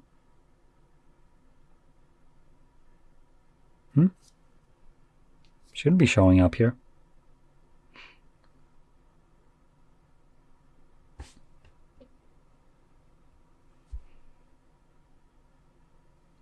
Okay. For some reason not showing up here. I don't know why. But normally, if you see this on your end, which you should, you will get a pop-up right here, and it will tell you that you can basically quickly set up your new device, this one. And what that really means is it's going to pull the account, Google account specifically, from that device, the old one in this case, and move it here. And all you need to do is just confirm that you want to do it. I think it gives you like a number one where you have like those three numbers, and you need to pick which one is being shown on one of those devices. And then it's just going to quickly move your account, and with that account, everything that is associated with that account, and only with the account. So that would imply, for instance, downloaded applications on that older device, and downloaded applications only implies apps that have been downloaded from Play Store and nowhere else. If they were from GitHub, well, too freaking bad, you can download them yourself. Google is definitely not going to bother doing that for you because you decided to go behind them and not allow them to make money off of that.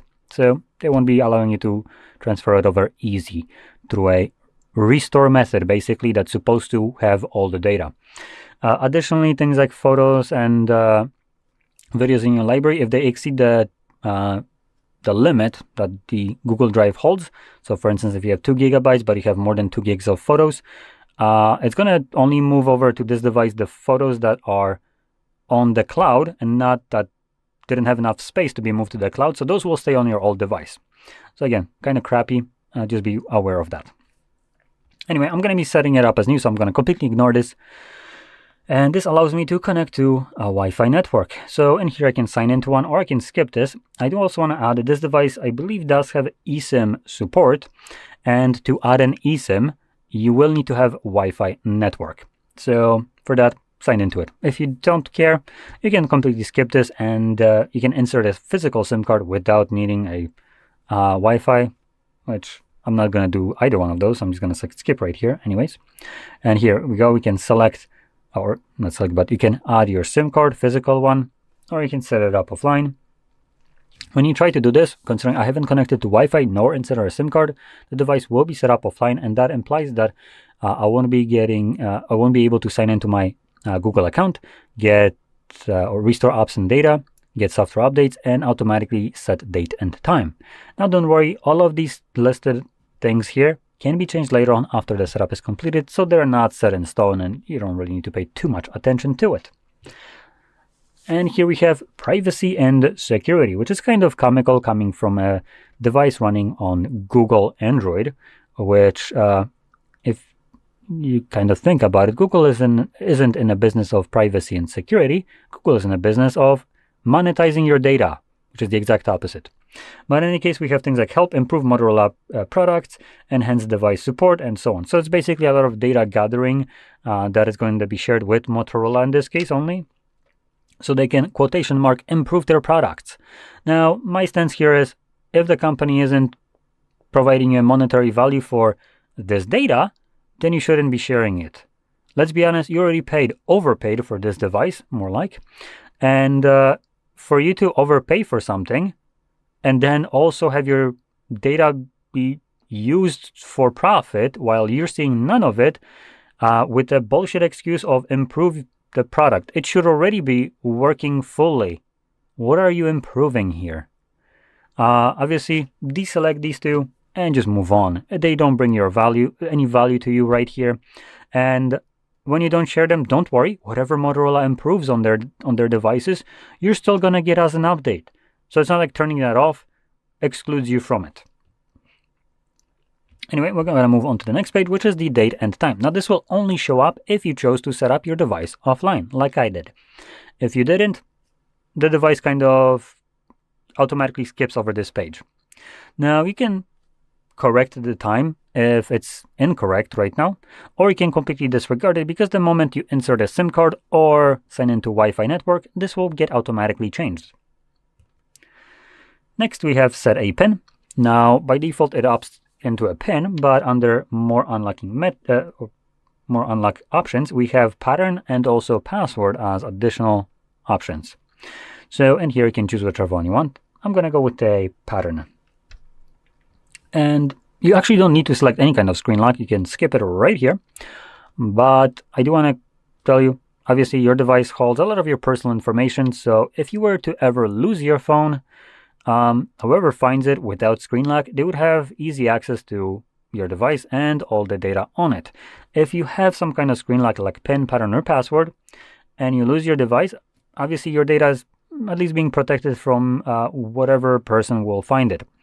So that's one thing. And another one is, if you also have your device Google account signed in, and you again lose the device and you have a screen lock, this actually fully locks the device if it's being reset. So as an example, if you were to lose it and someone finds it and is just being a cunt and doesn't want to, give it back to you, return it, or notify anyone like that about it, they just want to, get rid of your SIM card and start using your phone because they found it.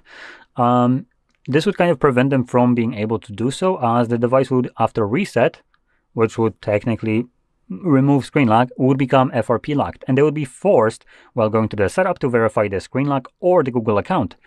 And if they don't know either one of those, for them the phone basically becomes a fancy brick. I do want to also just mention this, just in case. GSM stores that sell like used devices usually offer services that kind of allow of removal of these kind of protections after it. So you're not completely safe from this, just so you know. But usually devices also have things like Find My Device enabled and so on. So you should have easier ways to find your phones nowadays. But you're not completely impervious to this if you lose your device. Anyway, I'm going to set up my screen lock. draw it once more, the same one, and confirm it, and now it's set.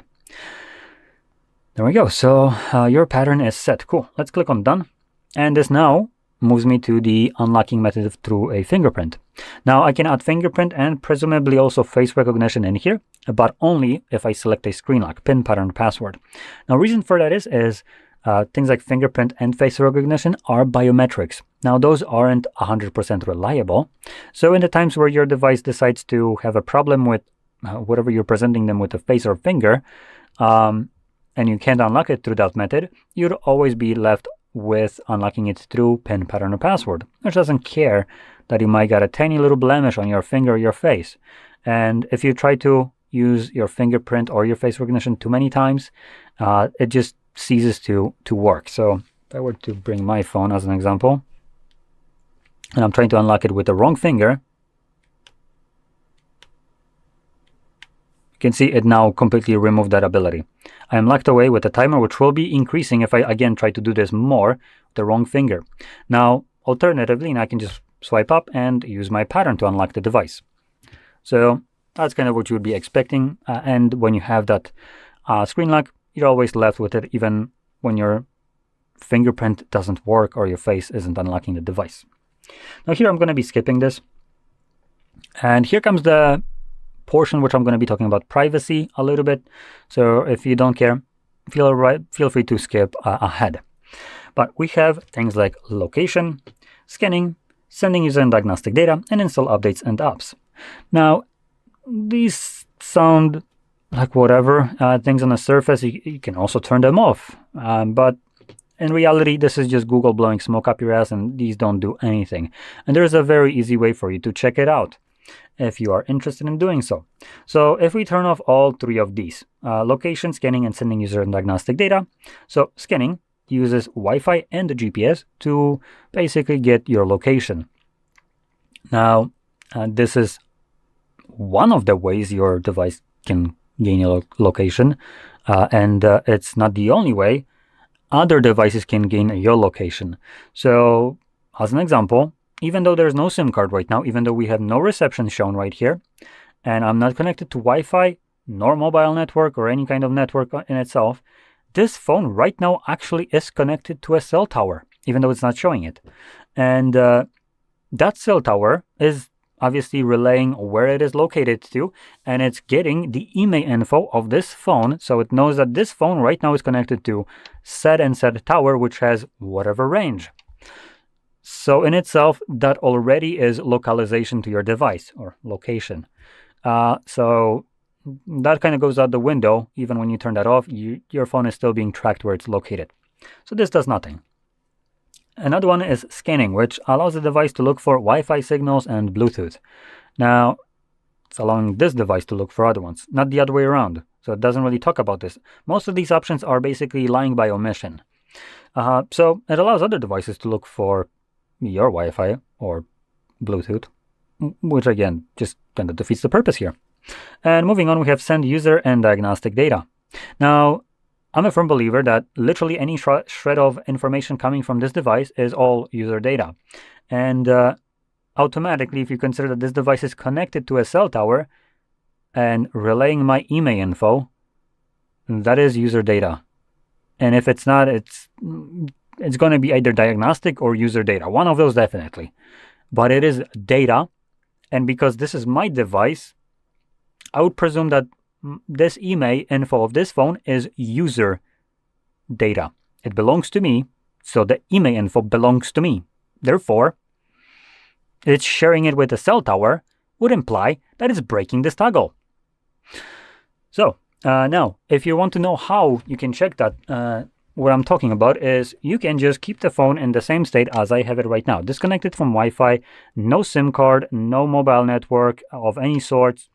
And once you set it up, open up a dialer, or even go to the first page of the setup and open up the emergency call and type in 911. Now, realistically, I wouldn't do that without an emergency, as I don't think that's fully legal. But just know that if you do this, your call will actually go through. Someone will pick up. Because your phone is actually connected to a cell tower relaying all this information, including even your location. So, that's great. So like I said, these absolutely mean nothing in terms of privacy, and turning them off does nothing. So moving on, we have the last option, which is install updates and apps, and there's no toggle here, which is kind of telling. So basically it tells you that you can, for instance, uninstall applications and manage updates and so on. Not really important, as again, this isn't really doing what it's supposed to do. And to be fair, you can turn off system updates either through settings, so you wouldn't get like newer versions of Android, and you can uninstall updates for applications. You can prevent applications from updating, but what isn't mentioned is the OTA updates. Now, to explain OTA updates, it's a short term for over-the-air. Over-the-air updates. And that basically means that your device, regardless of if you want to or not, if you allow this or not, will update itself. And it will do it without your even knowledge. Your device, you could be looking at it right now. You could be checking the notifications and seeing no downloads in process. And your device is right now updating and you wouldn't even know. That's what OTA updates is. It's from Google. Who would have guessed? And basically what it is used for is, for instance, things like security patches. So if Android discovers some kind of vulnerability to their system, which allows it to be exploited by hackers, they would be patching it through that means. So that sounds pretty great. But that usually only happens for 5 years, I think, by European Union law, from what I heard. I could be wrong about this. But apparently, based on Tech Tips recently, the YouTube channel, there is a little bit of a loophole to that, which doesn't force companies to even update their device for that 5 years. Because it's, if a device is getting updated, it has to be updated for 5 years. But hey, you can buy a phone that never gets an update then. That's great. So just know that. But I'm mentioning that is because in this case, your device would be, for the most part, getting apparently updated for 5 years with security patches, which is good for you. After that time, after the 5 years of the release of this phone, you will stop getting security patches. So that means that after that time, if there is a new vulnerability is discovered, your device becomes susceptible to them. So that's fine. Obviously, 5 years is an ample amount of time to upgrade to a new phone, and probably new tech kits come out and your device might be a bit slow at this point. But what it doesn't really mention also is that through this OTA updates, there is also Google forcing other shit on your device that you might never want to have. Security patches are great. What isn't great is, for instance, when Google wanted, though they haven't done this, implement a I don't know how to call it, security feature that would be very rich.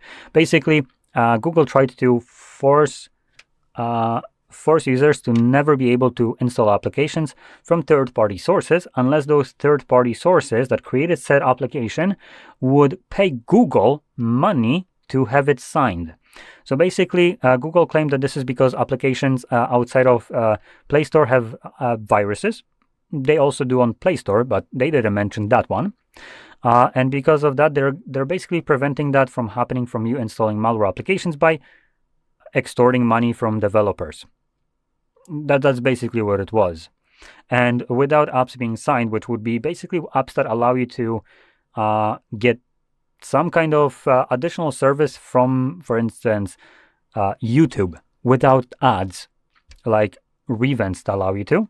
So YouTube Revents does this great, but you get that update, and you no longer can install YouTube Revents because Google is basically preventing you from doing so, because that takes business from them. YouTube belongs to Google, and Google wants to sell you ads because they make money off of it. If you basically get rid of them without paying the subscription, they lose on this.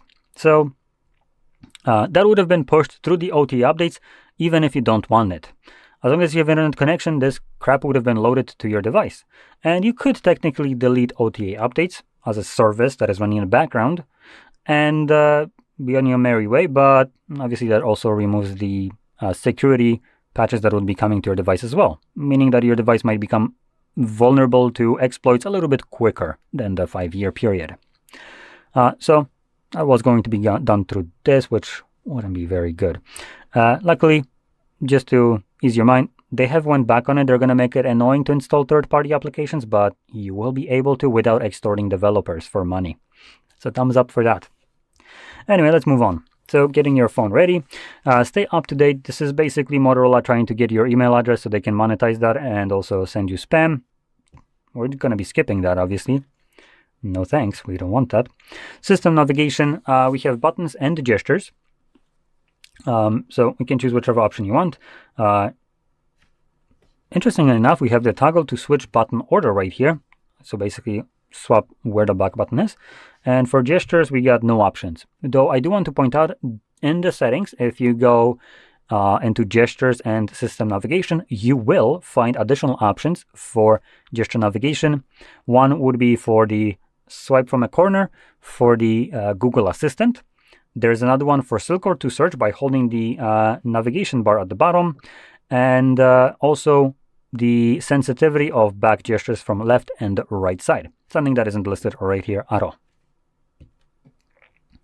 Next, we have the themes, light, dark, and transition, which basically swaps between light and dark mode based off time of day. I'm going to stick with the light one. Set up parental controls. That's completely up to you if you want to. And we're basically finished. So let's click on it, swipe up, and voila, we are on our home screen with the device fully set up. So if you found this very helpful, don't forget to hit like, subscribe, and thanks for watching. Hi everyone, in front of me I've got Motorola Signature, and let me share with you how to fix up crashing.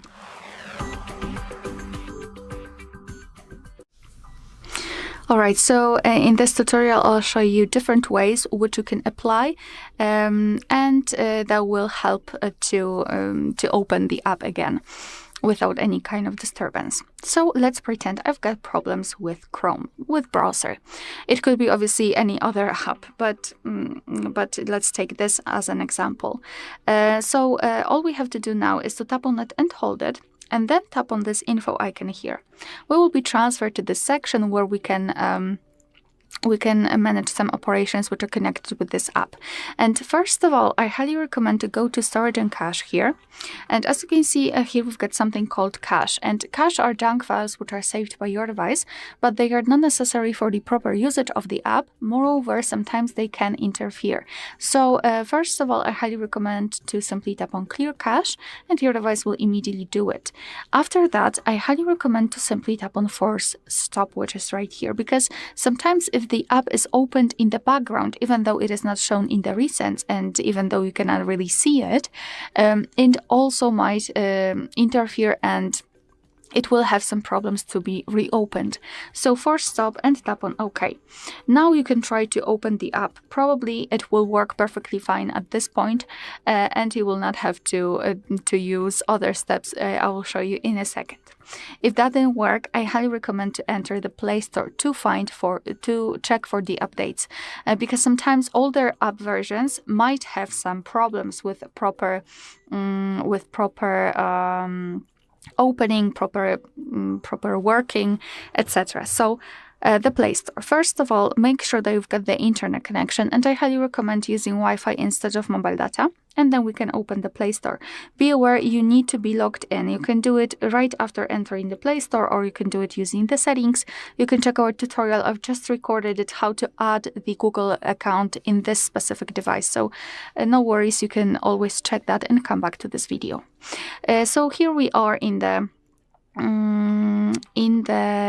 Google App Store.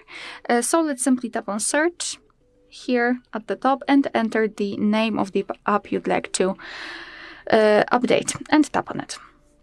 So here your device will immediately show you the app. As you can see, we've got the information that it is installed, and next to it we've got the update. So if the update is available, your device will for sure show it to you. So simply tap on update, let your device download newer version and overwrite it over the older one. And this option should be the best option. I think it is the best option, because usually the update simply limits and wipes out all of misbehavior. However, sometimes it won't, because this overwriting process might cause some file damages, whatever. Basically, overwriting over the older version might cause some problems with the app. And what I highly recommend to do then is to go to Google Chrome, so the same section here. And instead of update, you will have the option uninstall. And I highly recommend to simply tap on uninstall, let your device fully uninstall the app, and then install it again. Why it works? Because in this operation, your device will download and install the newer version directly without this overwriting thing, which might cause some problems. So this is how to fix that issue, and I believe that after that, the app will work for sure. And as a last resort, if we are talking about the updates, I highly recommend to check for the system updates, because sometimes if you've got the older version of the system and the apps are new, there will be some compatibility issues. So let's go to the settings. Right here, we have to scroll down to find the option System Updates, and then simply tap on Check for Updates and let your device check. If there is an update pending, I highly recommend to simply download it and install, not only because of the proper usage of the apps and the compatibility things, but also for the security. Alright, so that will be all. Thank you so much for watching. Please hit the subscribe button and leave the thumbs up. Welcome. In this video I will show you how to record 8K video on Motorola Signature.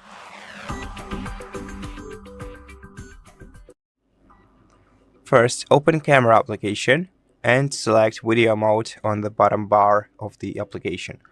Then tap right here and select 8K to film the video in 8K resolution. Now for 8K resolution we can only use 30 FPS refresh rate.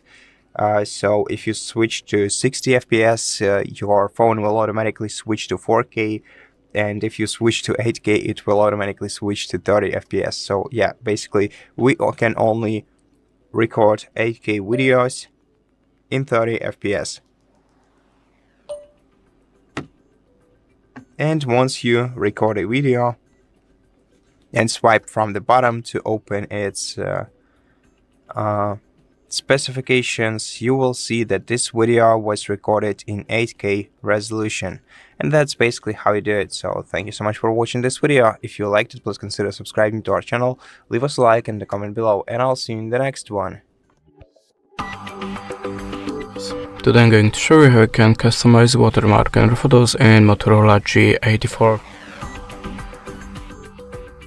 So in the first step we have to open the camera app, then open the settings and expand the photos. Now tap on the watermark, and if you need to use your custom text, just tap on the signature and enter the text by the keyboard. After that, click on the save on the keyboard, go back to the camera, and now customize the watermark should appear in the left bottom corner. And this is how it works. Thanks for watching, leave us a like, a comment, and goodbye. Hello, in this video I'm going to show the speed up tricks on Motorola Signature. Okay, we can begin with developer options and a few things that we can adjust in them. So first, open up your settings, then scroll all the way down until you find, not all the way, my bad, a little bit, but not the whole way down. Click on About Phone, now scroll down a little until you find the device identifiers, and in here we have our build number. We need to tap on it a few times in a row until we see that we are a developer. In my case, I also need to confirm by drawing my screen lock. We can see on the bottom that we are now a developer, so we can go back. Now go into System and scroll down, find Developer Options, and go to the downside, because we need to find 4 options that we can adjust to get some speed. So keep scrolling down until you find. Where are they? Okay, Window animation scale, transition animation scale, and the animator duration scale. As you take a look, all three of them are currently set on 1x, and to improve the speed of our phone, we can completely turn them off or select them on 0.5. When it comes to me, a perfect balance between off and 1x is of course 0.5, so that's the value that I'm about to select for all three options, but remember that you shouldn't go higher than 1x because it will only slow your device. So I always pick 0.5 when it comes to those options. We can also scroll a little bit more to find the fourth option. It will be under apps, and it's the background process limit. Currently it's set on the standard, but we can select at most 3 or at most 4 processes. It is up to you which mode you want to use. I'll select at most 4. Okay, that's all when it comes to developer options. Now we can go back. Let's scroll to the app side, and in here we have the storage. And of course, if you have some apps that you're not using, simply uninstall them because they're only taking your storage space away. And that might be the problem why your device is running slowly. So if you have some unused apps, you can uninstall them. If you click on the apps right in here, you can see the whole list of apps that are installed on your phone. But you need to be aware that some of those apps, for example, the Google Play services, are the system apps, and uninstalling them might be impossible. And you shouldn't do anything right in here. You shouldn't clear storage or cache or anything because something bad may happen. It's a system app. Simply uninstall the apps that you have downloaded manually, or the apps such as Firefox, browsers, Facebook, etc., etc. Only the apps that are not the system apps. So have that in mind. In here, you can also click on Free App Space, and you'll be able to see that we have some duplicated files. You'll see some large files. That are suggestions for us that we should delete them to get some free space, and many more. Okay, as you scroll down, you can see the system storage. Actually, okay, nothing to do in here. So let's go back. All right. When it comes to the battery, we don't have any power options or anything like that. So let's close it up for now. Also, if you have a lot of apps opened in the background, we have reduced the background limit. But if you didn't change that, you just need to remember that if you have a lot of apps opened in the background, they are taking your RAM away, and that also might be the problem why your device is running slowly. So if you have the apps that you're not using that are open in the background, simply manually close them just like that. Swipe to the app side, and you will close those apps. And thanks to that, your RAM will be freed up. I'm wondering what it is. Okay, it's the battery app. Not the thing that I'm much interested in. If we go into Moto Secure, what it is. In here, I don't think that we have some cleaner or anything. But when it comes to the cleaning apps, we can download some from the Play Store if you're interested. Simply open up the Play Store, type cleaner or cleaning. You'll have a whole list of apps that you can download, but simply remember that before downloading anything, it's always good to read the reviews about the app that you're interested in before you download it. Also, rebooting. Rebooting our device is also pretty useful, because basically during that process, our phone rests, we can say in that way. Also, the RAM gets freed up. So rebooting your device regularly, for example, once a week, is completely enough. And it also might help with its performance. To perform a reboot, we need to launch the power menu, and we do that by clicking the power key and volume up, just like that. And now simply select the restart. After that, your device will be turned off. After a few seconds, it will be turned on again, and your phone will be ready to use. And as a last resort method, you can perform a factory reset of your device, but you need to be aware that factory reset will delete all of your data also. So before deleting, you can before the factory reset, you can perform and create a backup of your data, so you'll be able to restore the whole data that you have later on any other device. You can also copy it into external storage, for example. So it's good to do before you perform a factory reset. To perform a factory reset, open up the settings, scroll down a little until you find what it is, system. Now scroll down, find the reset options. In here you can create a backup, as you take a look. When it comes to backupping on the Motorola, we have possibility to use the Google account to create a backup, and everything will be stored in our cloud, in the cloud of our Google account. Now, to perform a factory reset, click on Reset Options and select Erase All Data. After that, your device will be turned off. After a few seconds, it will be turned on again, and the next thing that you need to do is to go through the setup process. We also have the performance down below, and we can enable the Smart App Launch, enable device to learn app usage patterns so apps can be launched quickly. If you are interested, you can turn it on. We can perform a storage cleanup also. And we have the RAM boost. We have some extended memory, some virtual RAM. Currently it says it's set to AI Auto in my case. Using AI learning, optimized memory use by up to 16 gigabytes. 16 gigabytes is actually the highest value, but if you're interested, you can manually select the value, the amount of memory that you want to use. So it's up to you.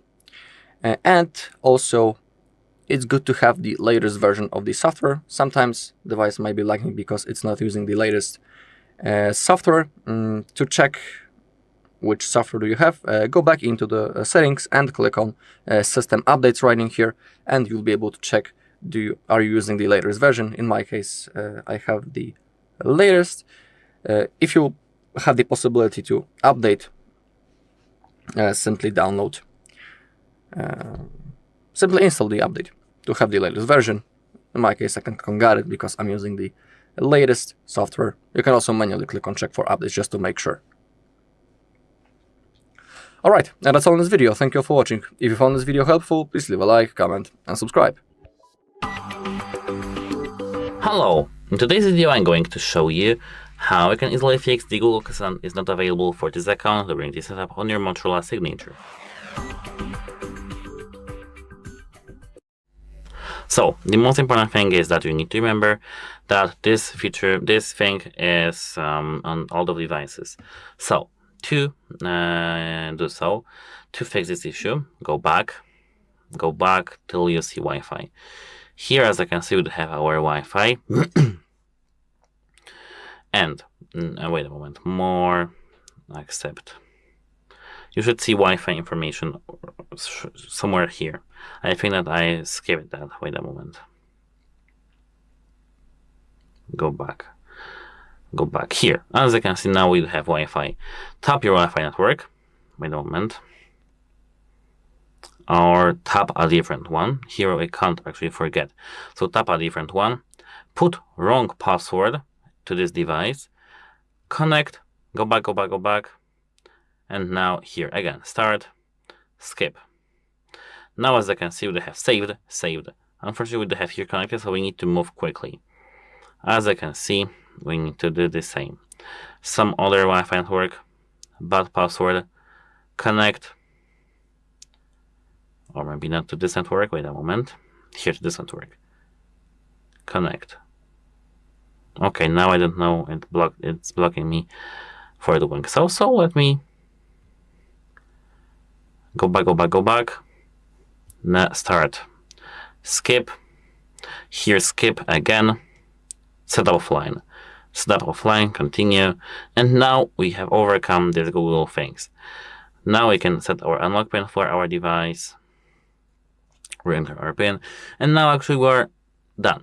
We don't really need to do this. We can just set up our device without the Google account, and we can add another different one or do something like about this in the device itself. And that's it. Hope it helps you, and goodbye. Hello everybody, welcome back to HardReset.Info channel. In today's video, I'll show you how to fix the ghost touch problem on your Motorola Signature.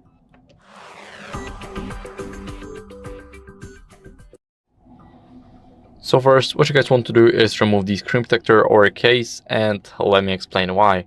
Basically, whenever you have a screen protector and your screen protector basically covers even a tiny part of the sides of your phone, then it can already cause your screen to become less responsive or simply have the ghost touches.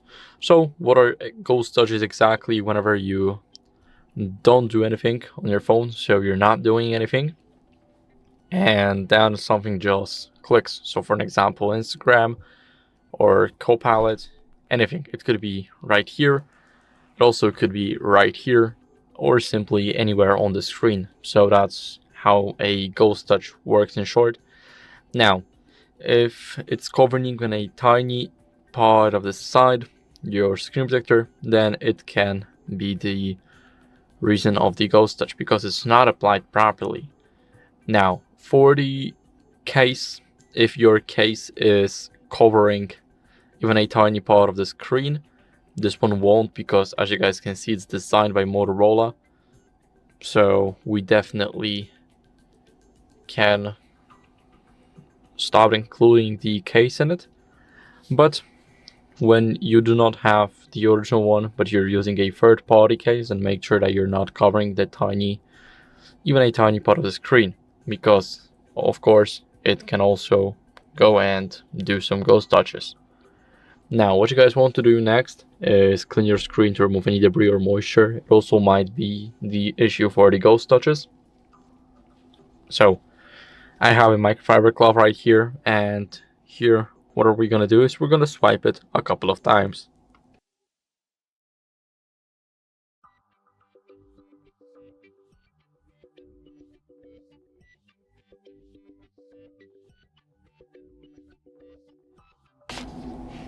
So it's pretty now. It has no signs of use. And what are we gonna do next is simply check for software updates to fix any touch glitches. So go to settings, and here you guys need to scroll down until you see system updates. Now click check for updates, make sure that you have Wi-Fi connection for it, and I am using the latest software, but if you guys are not using it, then make sure to start, because older software basically tends to have a lot more glitches than the newer one. So make sure to update your software as soon as the new version arrives. So that's it for the video. I hope it was helpful. If it was, then leave a like, subscription, and a comment, and I'll see you in the next one. Bye. Welcome. In this video, I will show you how to force 165 Hz refresh rate on Motorola Signature smartphone.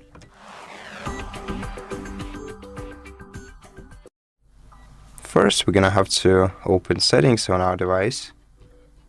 Let me open them through quick settings menu by tapping the gear icon right here. And then we're gonna have to go to display and brightness settings. So right here, go to display and then scroll all the way down until we see the display refresh rate option. Now switch it from smart and balanced to hyper smooth, and the hyper smooth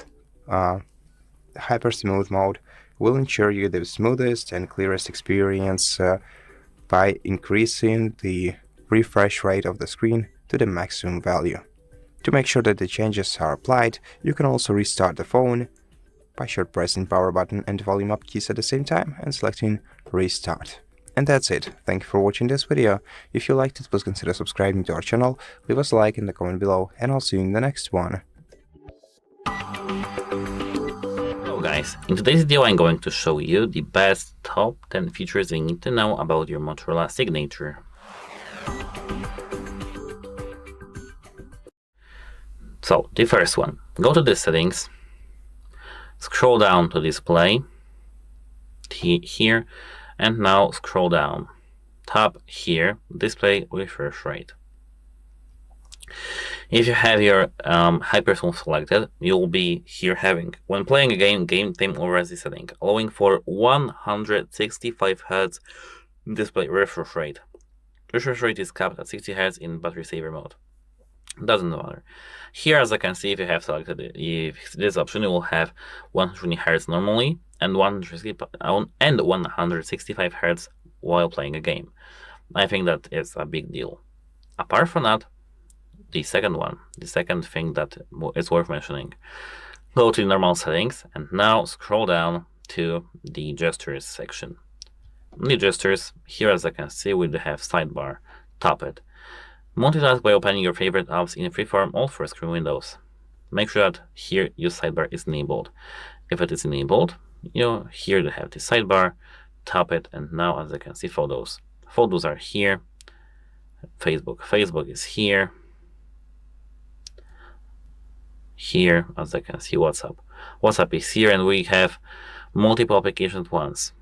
Not one, not two, but even three.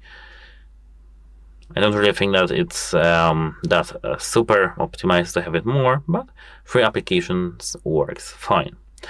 Apart from that, if you open the camera settings, camera, here, video, you will find something called Dolby Atmos. If you tap it, you will have it disabled or enabled.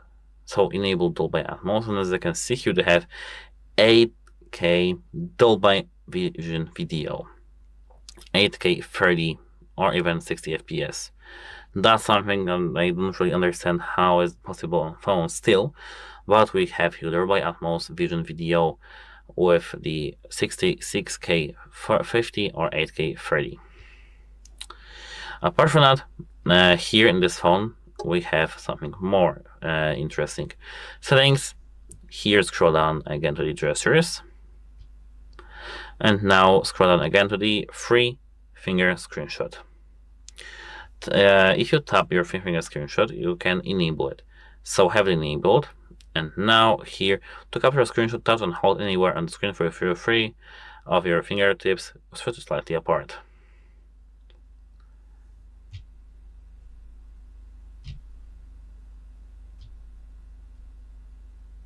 As I can see, it works.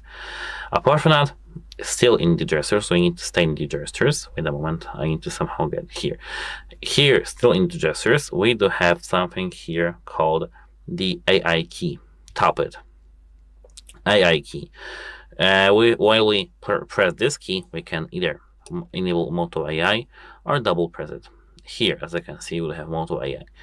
We have present hold duration. We can set it up to 0.75 seconds, or here 0.25 seconds.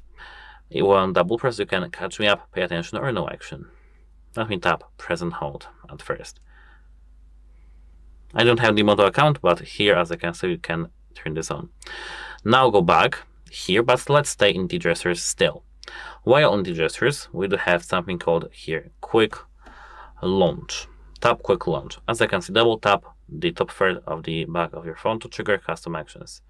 Here, as I can see, we can tap use quick launch. And now, here the screenshot is set. It works nice, doesn't it? Let me go back here to these settings. Let's stay in gesture still. Here we do have the quick capture. If you do something like this, we can twist our finger twice quickly to open the camera anytime. As you can see, it works very nice. Apart from that, here we do have something called fast flashlight. Turn the flashlight on off with 2 chopping motions. Enable it, and now. It is very nice still. I love this feature actually. Here now we can go back, and here we have lift to unlock. Tap lift to unlock and enable this. Enable. Configure pattern. Setup. Next. And now align your face in the frame. Done. And now turn on lift to unlock. And now if we do something like this while our device is locked and point it out our face, it will be unlocked. It's nice, isn't it? I love this feature too. I'm in love with this phone actually, so you need to understand that I'm in love with this phone. That's why I'm talking that good about this phone. Apart from that, here, apart from this lift to unlock, we do have pick up for silence. Here we do have pick up for silence. Here, silence the ringer during an incoming call by lifting up the phone. Enable it, and now if you pick up your phone, you will have your all calls silenced. And now we have all 10 done. But as for the bonus one that I can give you is flip for DND, which is here at the end of the gestures. Tap it. Now, as you can see, block notifications for calls and messages by turning your phone face down. You will still hear alarms in the sleep mode. Just do something like this. Maybe without throwing your phone, but while doing something like this. Now we are in DND, now we are not.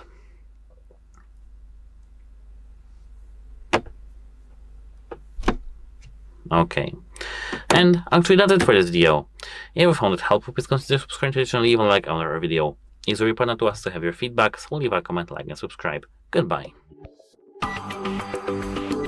Welcome. In this video, I will show you how to fix camera busy or camera app crash error on your Motorola Signature smartphone. First of all, open Settings on your device, then go to Apps menu. Here, select Camera, either in the recently opened apps, or if you don't see it here, go to all applications that you have on your smartphone and find camera in it. Then go to Storage and Cache and select Clear Storage. Then tap Delete. And right now, that's basically it. So reopen your camera, re-add all the permissions, and now everything should work just fine. So that's it for this video. If it helps you, please consider subscribing to our channel, leave us a like and a comment below, and I'll see you in the next one. Hi everyone, in front of me I've got Motorola Signature, and let me share with you how to use secret codes on this device.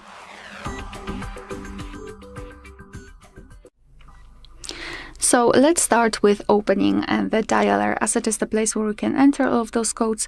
Tap on the keypad and start with the shortest codes. The first one is *##06#.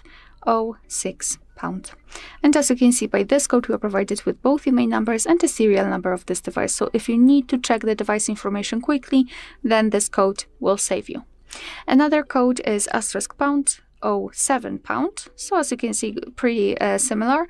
And here we've got the regulatory information, so we can check the exact model. So again, technical information about your device, and the SAR level, so you can check the head and the body.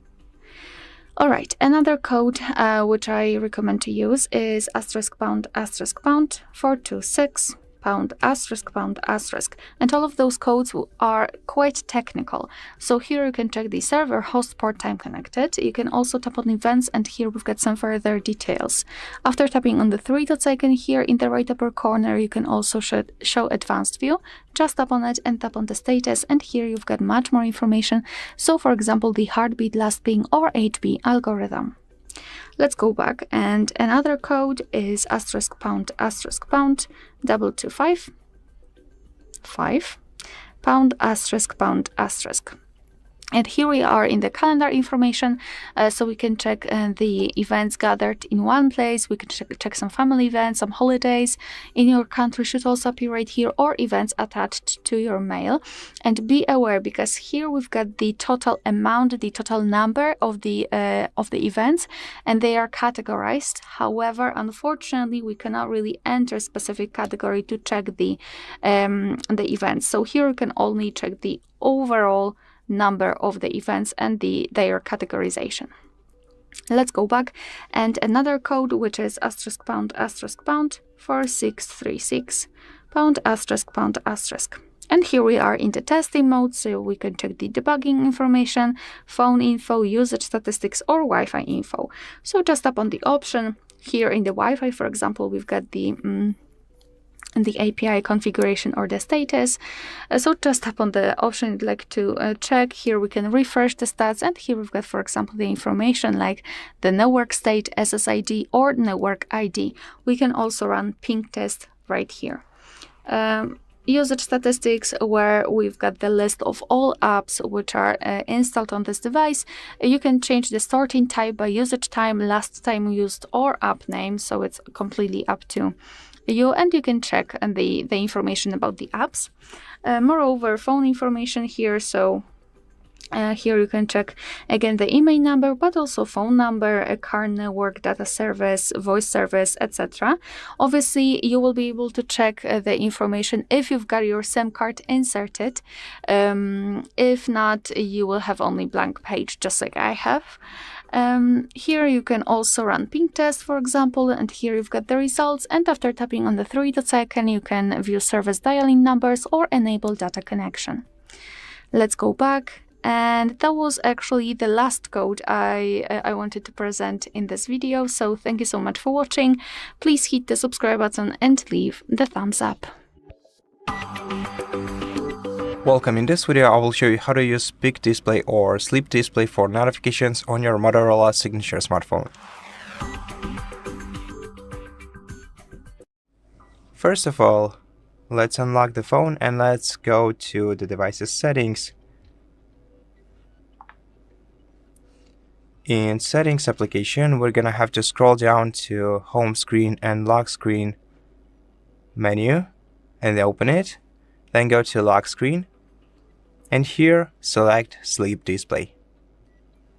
Switch this toggle to the right and this way you will enable sleep display.